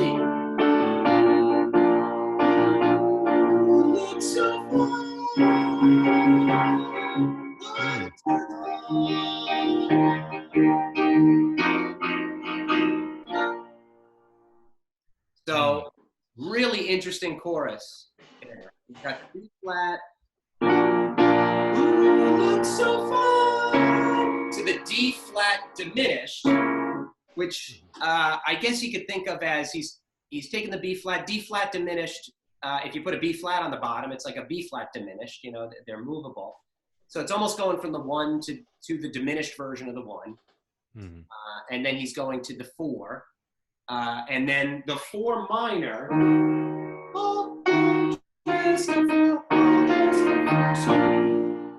to get back to the B flat. And then it literally, no transition chord, it goes right back into D.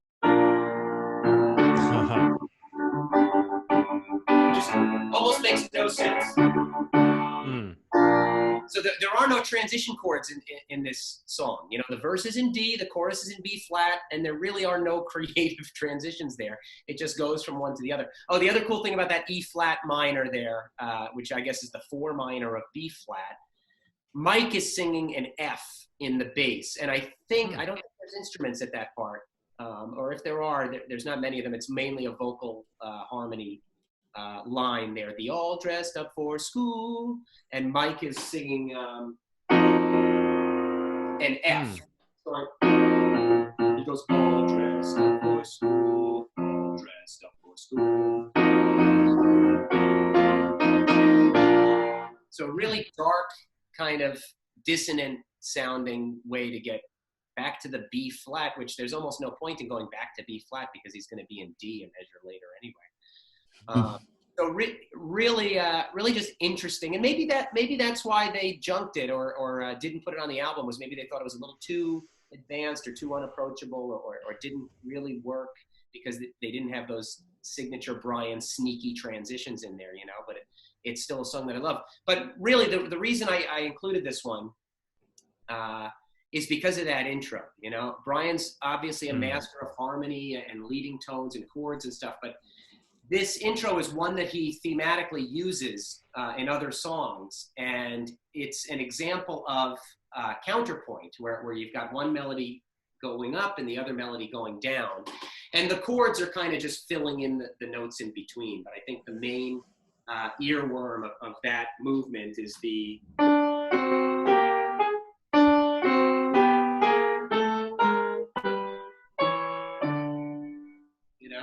that's gonna I'm not gonna give it away right now, but that same thing pops up in another song that you're doing, right?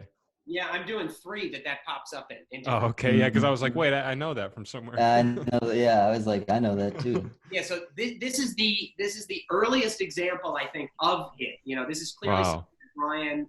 I think it's pure Brian. You know, I don't know if this sounds like anything to me that I know from elsewhere. It could be a Gershwin thing, or it could be a classical thing, or a Spector thing. But I'd love to know the origin of that specific, you know, movement there. But this is the first time you see it, and it's not as fast as I'm playing it. They do it in almost like a Barbara Ann kind of thing, where they're going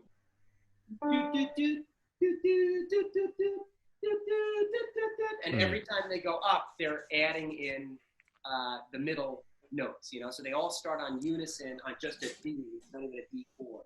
It's like Louie Louie, but a jazzier version. Say it again? It's kind of like Louie Louie, but a jazzier version. Oh, right. Yeah. Exactly. Yeah. But he's adding on almost like the verse of In My Room, where you start out with one vocal part and then you add the third on top. Oh, nice. Keep that one on bottom, and then you add another part in, and you're keeping the same lines on the bottom. You know, it reminds me of that. But such a cool, interesting intro. Isn't there a song on Summer in Paradise that starts like that too? The one that's like, it has like, that one's like, I love you, I need you. Yeah, that's that's going on. Yeah. Oh, are you doing that one? I'm doing that one too, yeah. Okay. Sorry. I gave away one, but I didn't give away the other. Right. I had two things I wanted to add to this song that pertain to other chord movements that we've talked about. So the first thing is the ending of the chorus going back into the verse, that B flat chord going to D. Yeah. That's really similar to what we were just saying in the previous song that Nate was doing, where it was in G major and then it did an E flat chord and modulated to A flat. Same thing about how we were saying it's like the parallel minor. So if you're in D minor, the 6th chord would be B flat. Yeah.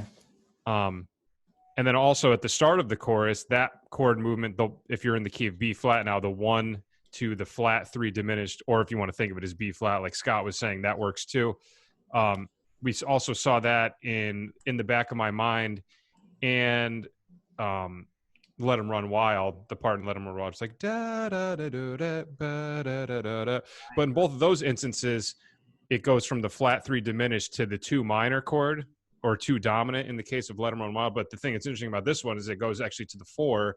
And before we were talking about how he mixes and matches the 2 chord and the 4 chord from time to time, and how we were saying normally the 2 chord is the more colorful one that he chooses. So it's interesting how actually in this instance he's doing the reverse. Instead of going to C minor 7, he's going to E flat major. Great point. I got to check this song out though. It sounds wild. Oh yeah, this is a great song. And another thing I love about this song, I think I mentioned this on our first episode. I always have to bring up my love of Al Jardine, because Al actually sings the high falsetto in the song, and I never knew that for years. I just assumed it was Brian. And if you listen to it, it's almost indistinguishable. You know, knowing it's Al, I guess you would go, okay, I can hear that that's Al.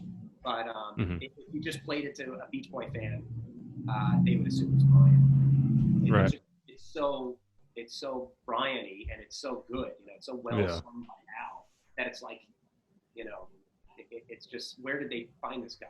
Right. It's so funny that he's not the family member, and yet his voice just fits into the blend so perfectly. You know? Yeah. So anyway, so that's most of what I got to. This song kind of leads into my other songs. Nice. So I'm going to be like rehashing that intro. Scott, before we do your next song, is there a way you could turn the gain up a little bit? You're a little bit quieter than Nate. Or if you could just move, if you're on a computer or a laptop, just move it a little bit closer or something. Yeah, I can move it. Is the piano too loud though? No, it was fine. So if it distorts, I'll let you know, but it was fine for that one. All right, so I'll move a little closer.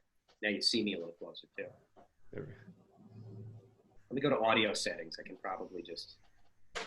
Oh yeah, my input volume is pretty low. Yeah. So let me, is that a little better? I think so. How's that?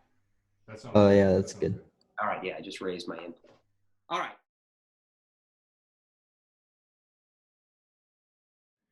All right, take 3. Am I good right now? Can you guys hear me? You're good. Yeah, you're good.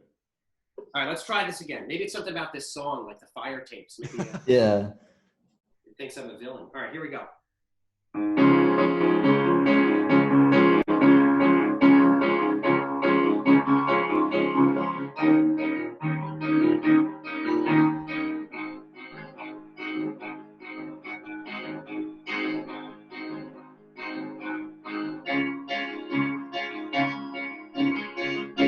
All right, so that's the main verse.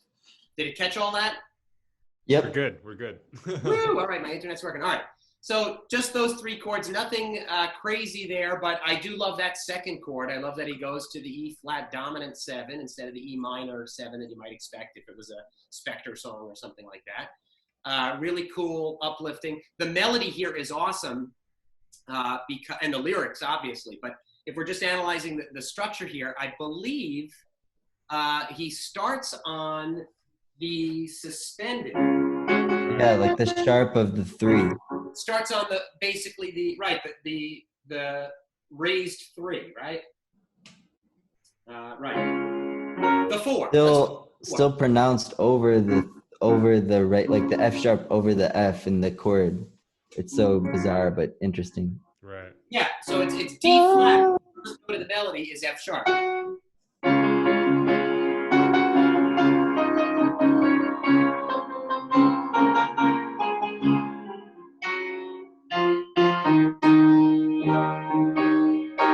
Right? So very cool to start a melody on the 4, you know, so it makes it sound suspended, you know. Meanwhile, I don't think any of the instruments are playing a suspended chord. Definitely not. It's very cool to start the melody. The very first note you hear is the 4 over the E flat. So cool. I've always loved that. And then going to that E flat.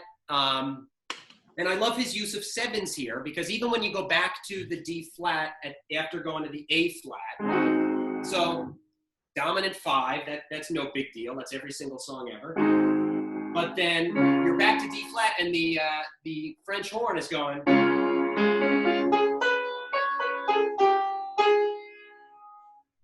So Right. you've got the flat 7 in there, the dominant 7,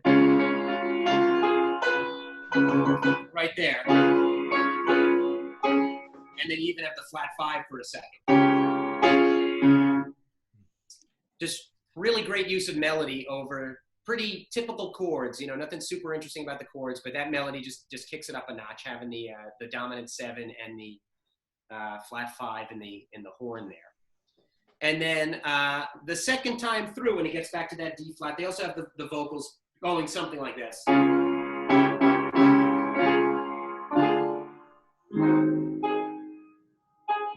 So that's me. I don't have this written in, but it's basically a D flat to D flat diminished 7. Back to D flat to D diminished to A flat 7 with an E flat in the bass. And that's what gives it that kind of Americana barbershop quartet kind of sound, I think, is those diminished chords just for a second, not even for a full measure. They're just flatting the 3 and the 5 for a second and going back up, and I think they give it that barbershop quartet sound. And then they transition into the chorus, which is basically so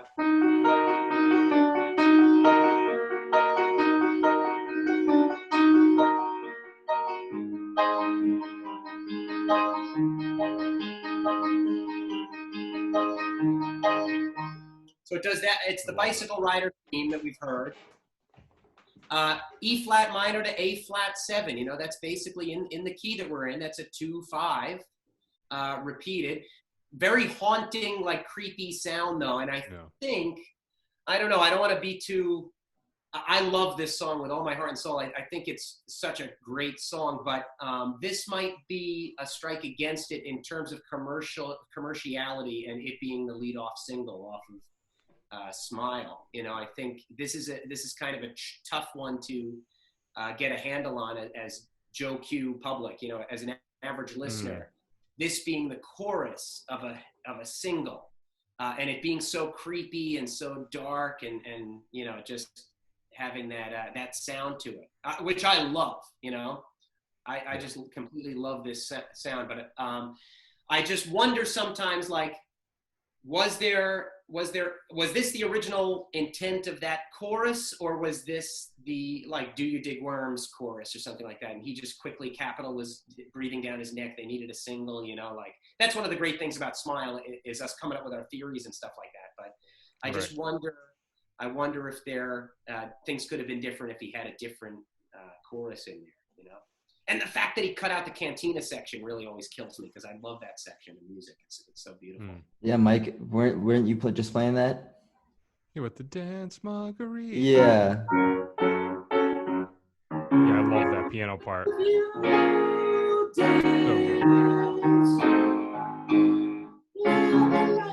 I love that part. Yeah, I love the cantina section. But just to finish out the chords here, those last 4 measures is how he gets back into the D flat, and it's pretty. So he's in E flat to A flat 7, then.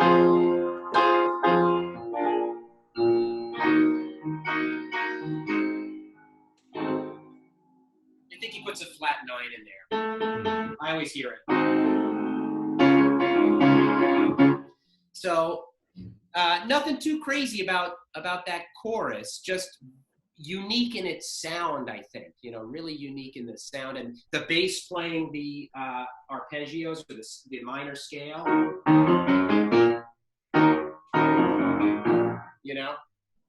Just very cool arrangement, and the vocal parts are some of the most intricate harmonies that they've ever sung.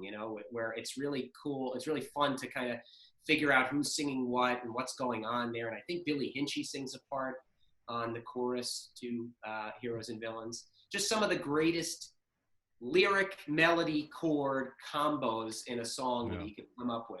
Like, this is, in the Beach Boys universe, this is just like a home run. I just love everything about this song. And there's just so many sections that were recorded that could have been included in the song. Right. One thing that I would say is a little interesting in the chorus too is that piano part. da, da, da, da, that left-hand part that you're playing. When you get to the A flat 7, he's actually playing A flat, and he's doing like a major 7, right? It's like A flat, G, Yes. A flat. That's a little unique. Yeah. Right.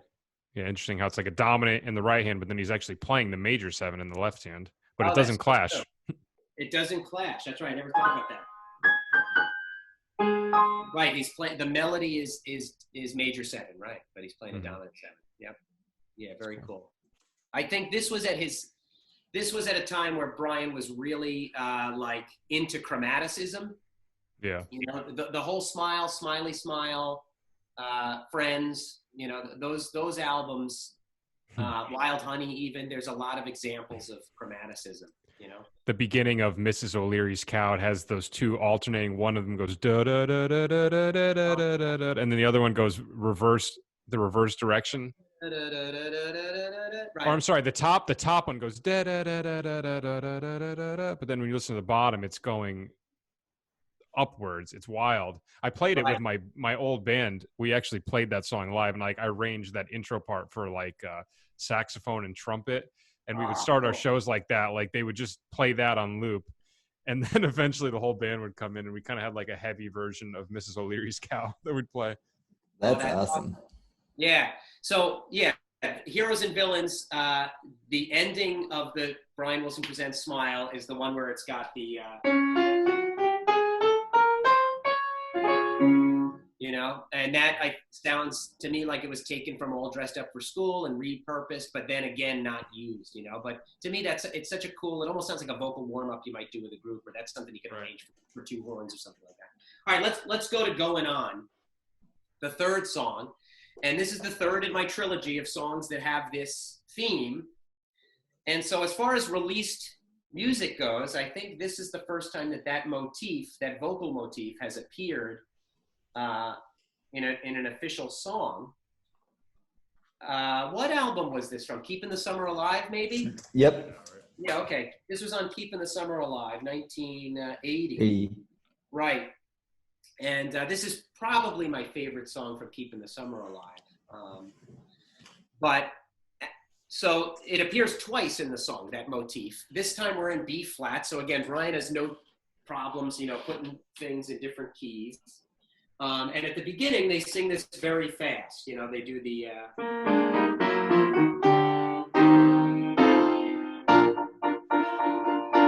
then you go into the verse, right? So that's the intro, is the...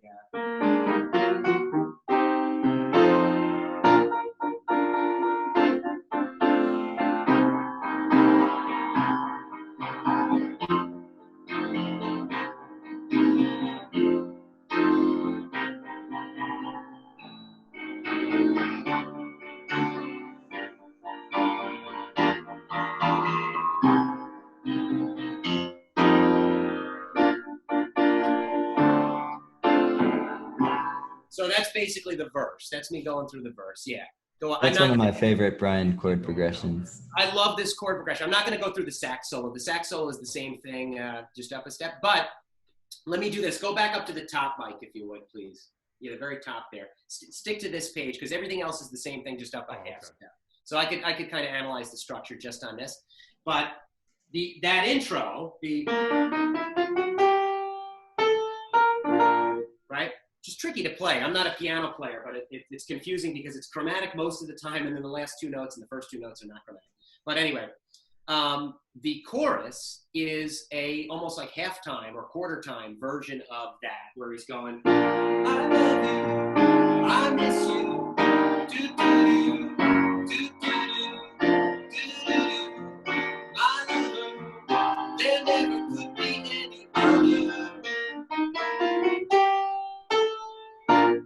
So they do those chords, they do that melody, just halftime.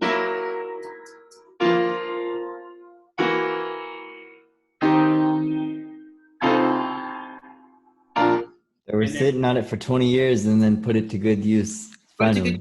Write it in 2 different tempos, and it does make for an excellent chorus with Carl doing the I love you, I miss you, things won't be the same till I kiss you. my darling. Just very cool, very catchy and simple melody over these complex descending and ascending, counterpoint chords there. But it works so well because that melody ties it together. It's a really simple melody over those chords. And I just love that he's doing it basically one measure, I guess it's in 6/8. So you get 6 beats, and then he does each of them one beat, da da da da da da da. So very cool that he uses that to tie everything together. The verse is also really interesting to me, the way that they use the chords. It starts out on the B flat, and then it goes to the minor 3, which we've seen that over and over again, and then to the 2, and now,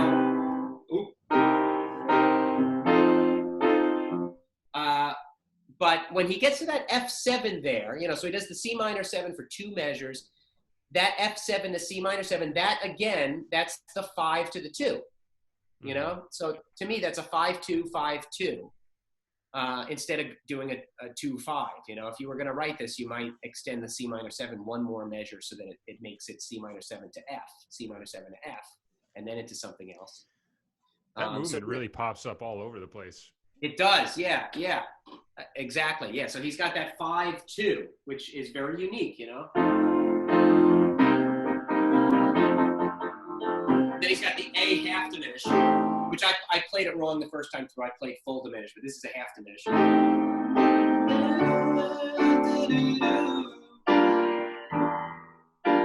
Another E half diminished.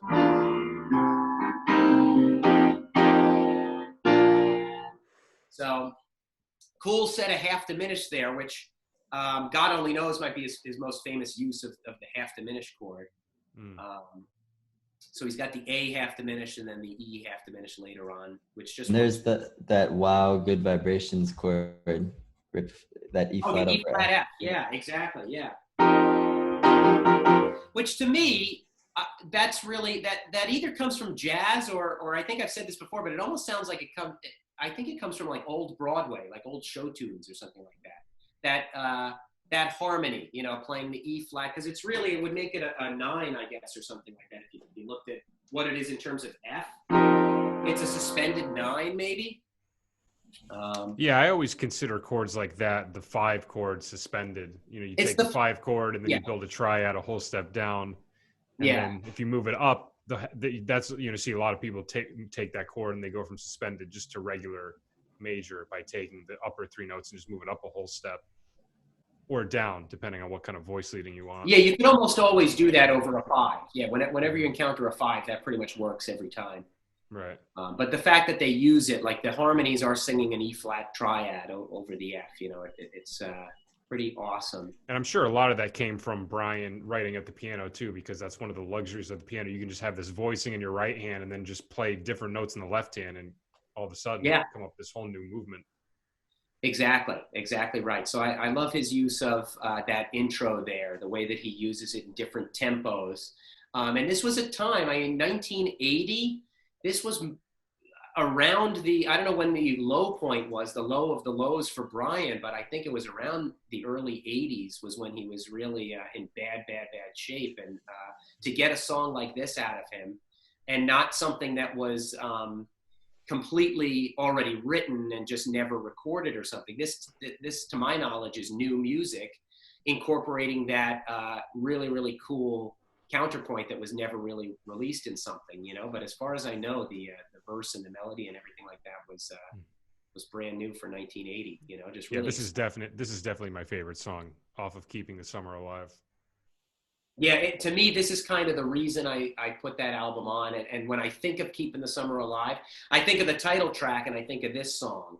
And those, to me, they make me think of it in a favorable light. Without this song, I probably never would. This album has grown on me over time. It's got some other good tracks. Too. It does. Yeah. I started off disliking it and grew to loving it.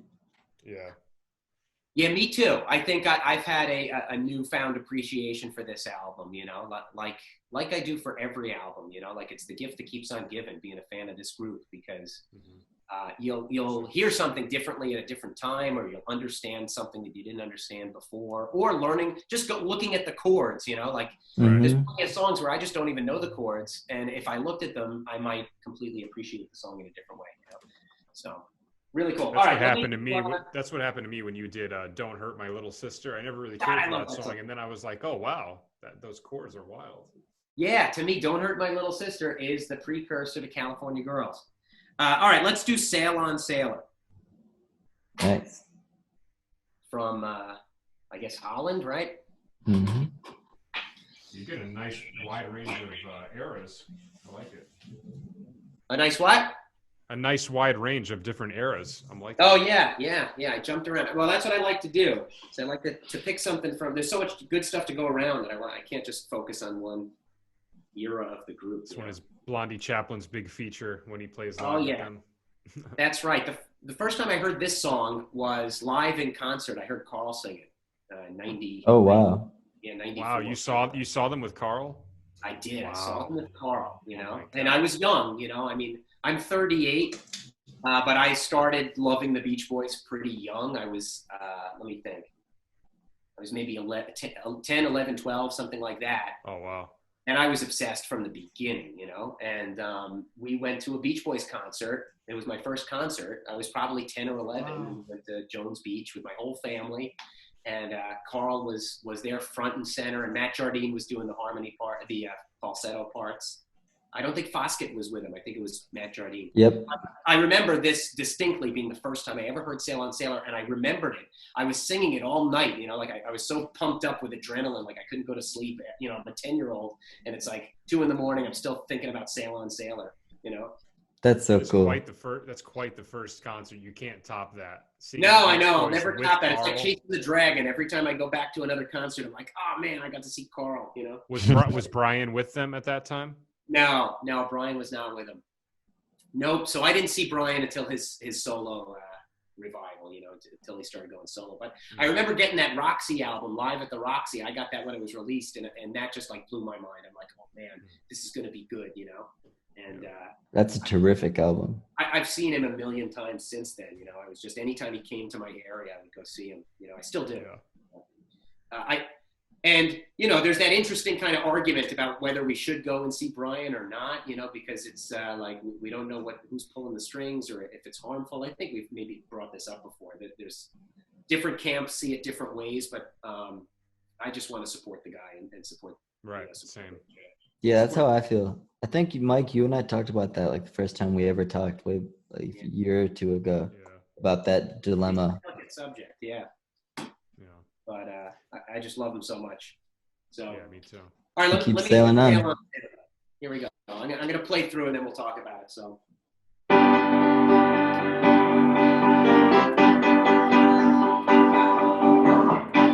sailed an ocean, unsettled ocean, through western waters, and deep commotion.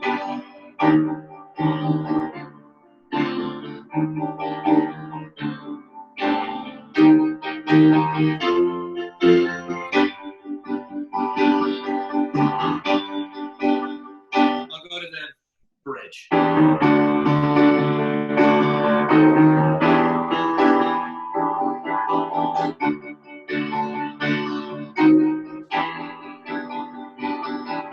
Don't stumble.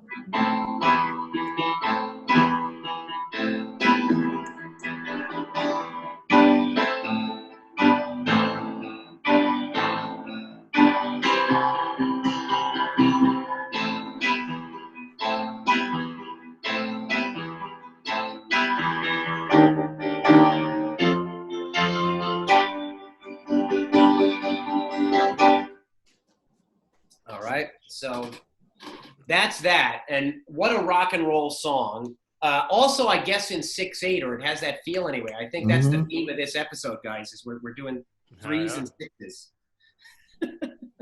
That's it. Let's see. So anyway, just right off the bat, you know, it's in G. It's a straightforward rocker, 6/8, you know, really cool sounding song. But the second chord of the song goes to an E flat major 7, you know, just right out of the gate. Awesome. And then to the flat, to the minor 5, you know, like I just love that move.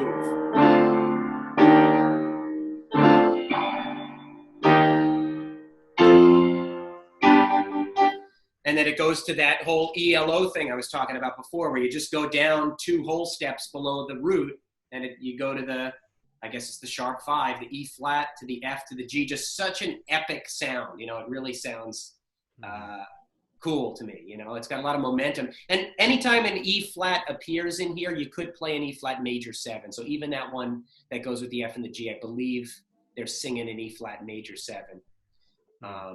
Just super cool. And the way the harmonies are arranged, if you analyze the vocal stack, it's not just, they're not just doing the triads moving up a whole step each time, like you might play. They're not singing that. They're moving in different ways. That's really interesting. There's a YouTube video you can watch where Carl is kind of teaching Bruce the harmony. Yeah. Exactly. Yeah, he's rehearsing Sail on, sail on, sailor. Yeah. Sailor. I can't sing it right now, but that's right. Yeah, he's going sailor, sailor, sailor, whatever, and he sings Bruce's part to him. And I'm like, wow, I would never have heard that part. Oh, you gotta text me that link.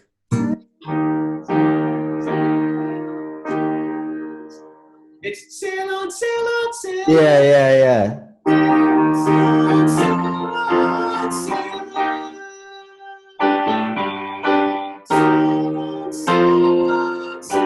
That's it. Oh, cool. So it's G, B flat, G. So you're going.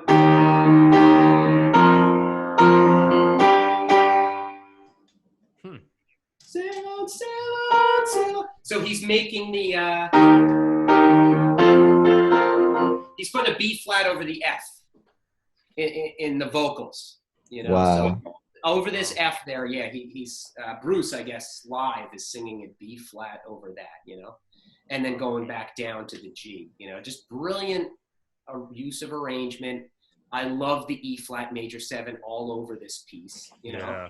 And having the bridge go into the 5, he's done that before. That's not like a brand new thing, but just a much more sophisticated bridge than going to the 4, which would be more natural, I love so that climb to the E minor too. It sounds so satisfying when it goes from that D sharp diminished to the E minor.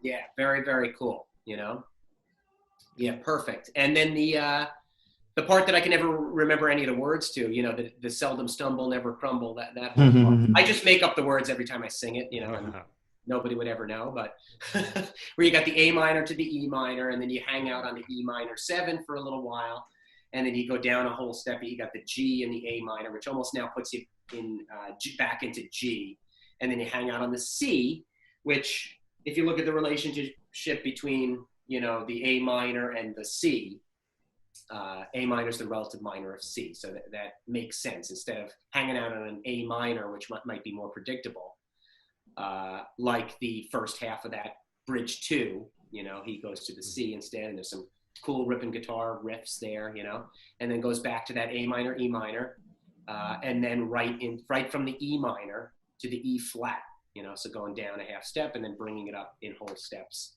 back to the G. To me, this is just like one of the greatest. This is another one like Darlin', where if I'm just sitting down at the piano, this is one of those songs that I just can't not play. It's just such a fun song to play and such an uplifting song. And it really is, for the group at that time, this is just a great message, and I think that's why you guys, I'm sure you're aware of the podcast Sail On and the Beach Boys tribute band Sail On. I think it's they're really terrific guys. They're really great guys. Yeah, Wyatt Funderburk and his crew, John and Will. It's just what's more iconic than just saying "Sail On"? Like at this point in their career, 1972 or whenever this was recorded. And it's an uplifting message from Brian, to hear that message from Brian. I don't know how much he had to do with the lyrics or anything, but the lyrics match the music here. I think this is a very, like, you almost feel like you're on a ship, like you're on a boat, and it's rocking. Yeah. Oh yeah. And it reminds me of that cover of Holland. Like this is the song that I think of when I think of Holland. Is "Sail On, Sailor." So anyway, yeah. Anything else about this song? To me, what stands out is that E flat major 7 in a song that's in G. Me too. Yeah. Always catches my ear. I've always played that section. Yeah. And it's funny because it has that drag city chord as Yes, right. flat major 7 to A minor 7 over D. But I'd have to listen to that again because it definitely could be the D minor too. I always played it as D minor. D minor 7. But then because both of those chords, that even though we're playing different chords, they share the A and the C, which is definitely like the vocals moving up to those notes. A minor over D is like really close to a D minor 9. You know, a lot of yeah. It might be a D minor 9. It's hard to tell there. And then that second D minor 7, I always play a G in the bass. I don't know if he does that. I've got to listen to it, but I've played this song so many times that it sounds natural to me, but it could just be me. So I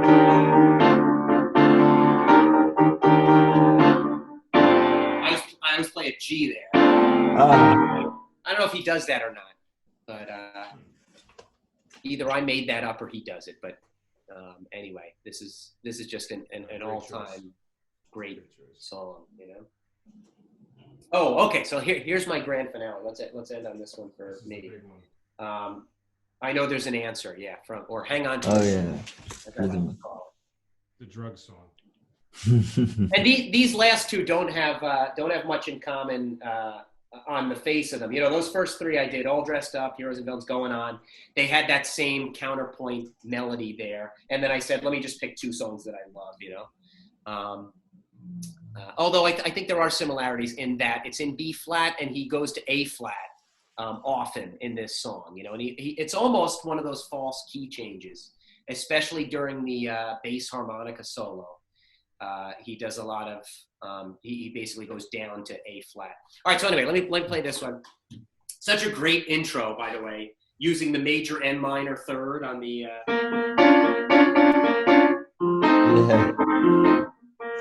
You know, really. Yeah, when I was doing the guitar cover of this, it killed me that I couldn't get those two notes together. It was just like one of those things that wasn't playable on the guitar. It's really not playable on the guitar to get that.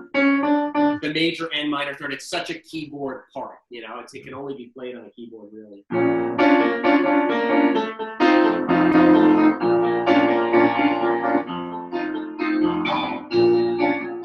So that intro plays, just really cool intro. And then here's the verse. I know so many people who think they can do it alone. They isolate their heads and stay in their safety zone.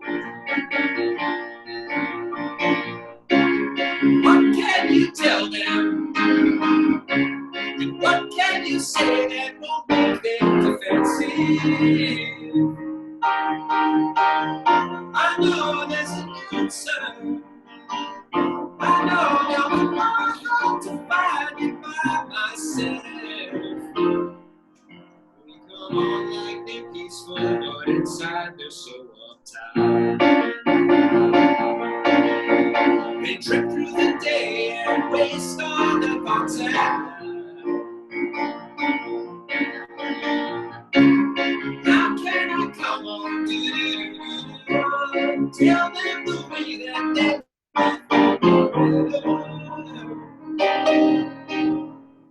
hang on to your ego.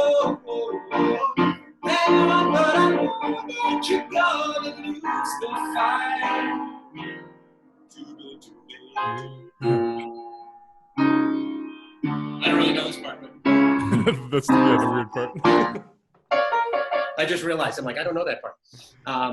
That's the cool string arrangement part there. But anyway, I love all those moments on Pet Sounds. I feel like almost every song on Pet Sounds has one moment like that. Like in Caroline No, where it's do do do do do do do da. Oh yeah. Or, no, that's I just. I'm waiting. Times. I just was made for these times, right?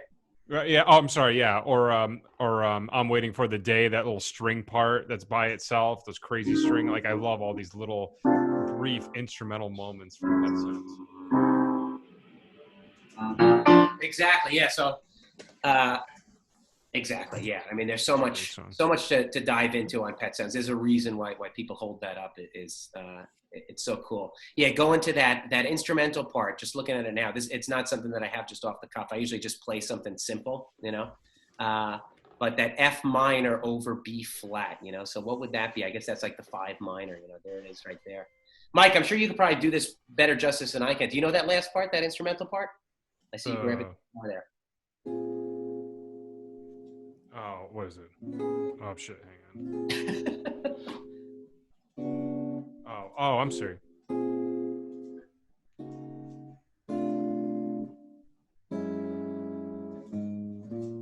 Right, something like that. Yeah, dome, dome, dome, dome. Yeah. Yeah.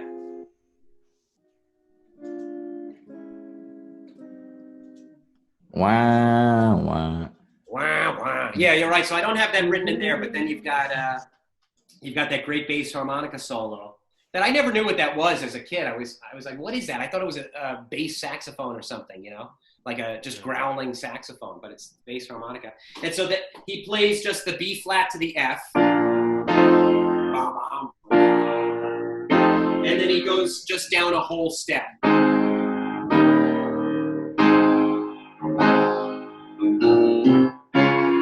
Which leads back to the D flat for that second part of the verse there, you know? And so this is just a great song for many, many reasons. But to me, it's one of those ones where it's got the hidden key change or the false key change. You're in B flat. And then to me, when you go to the D flat, it sounds like you're in A flat. You know, those couple chords in a row where you got the D flat to the A flat with a G flat in the bass is like an A flat 7.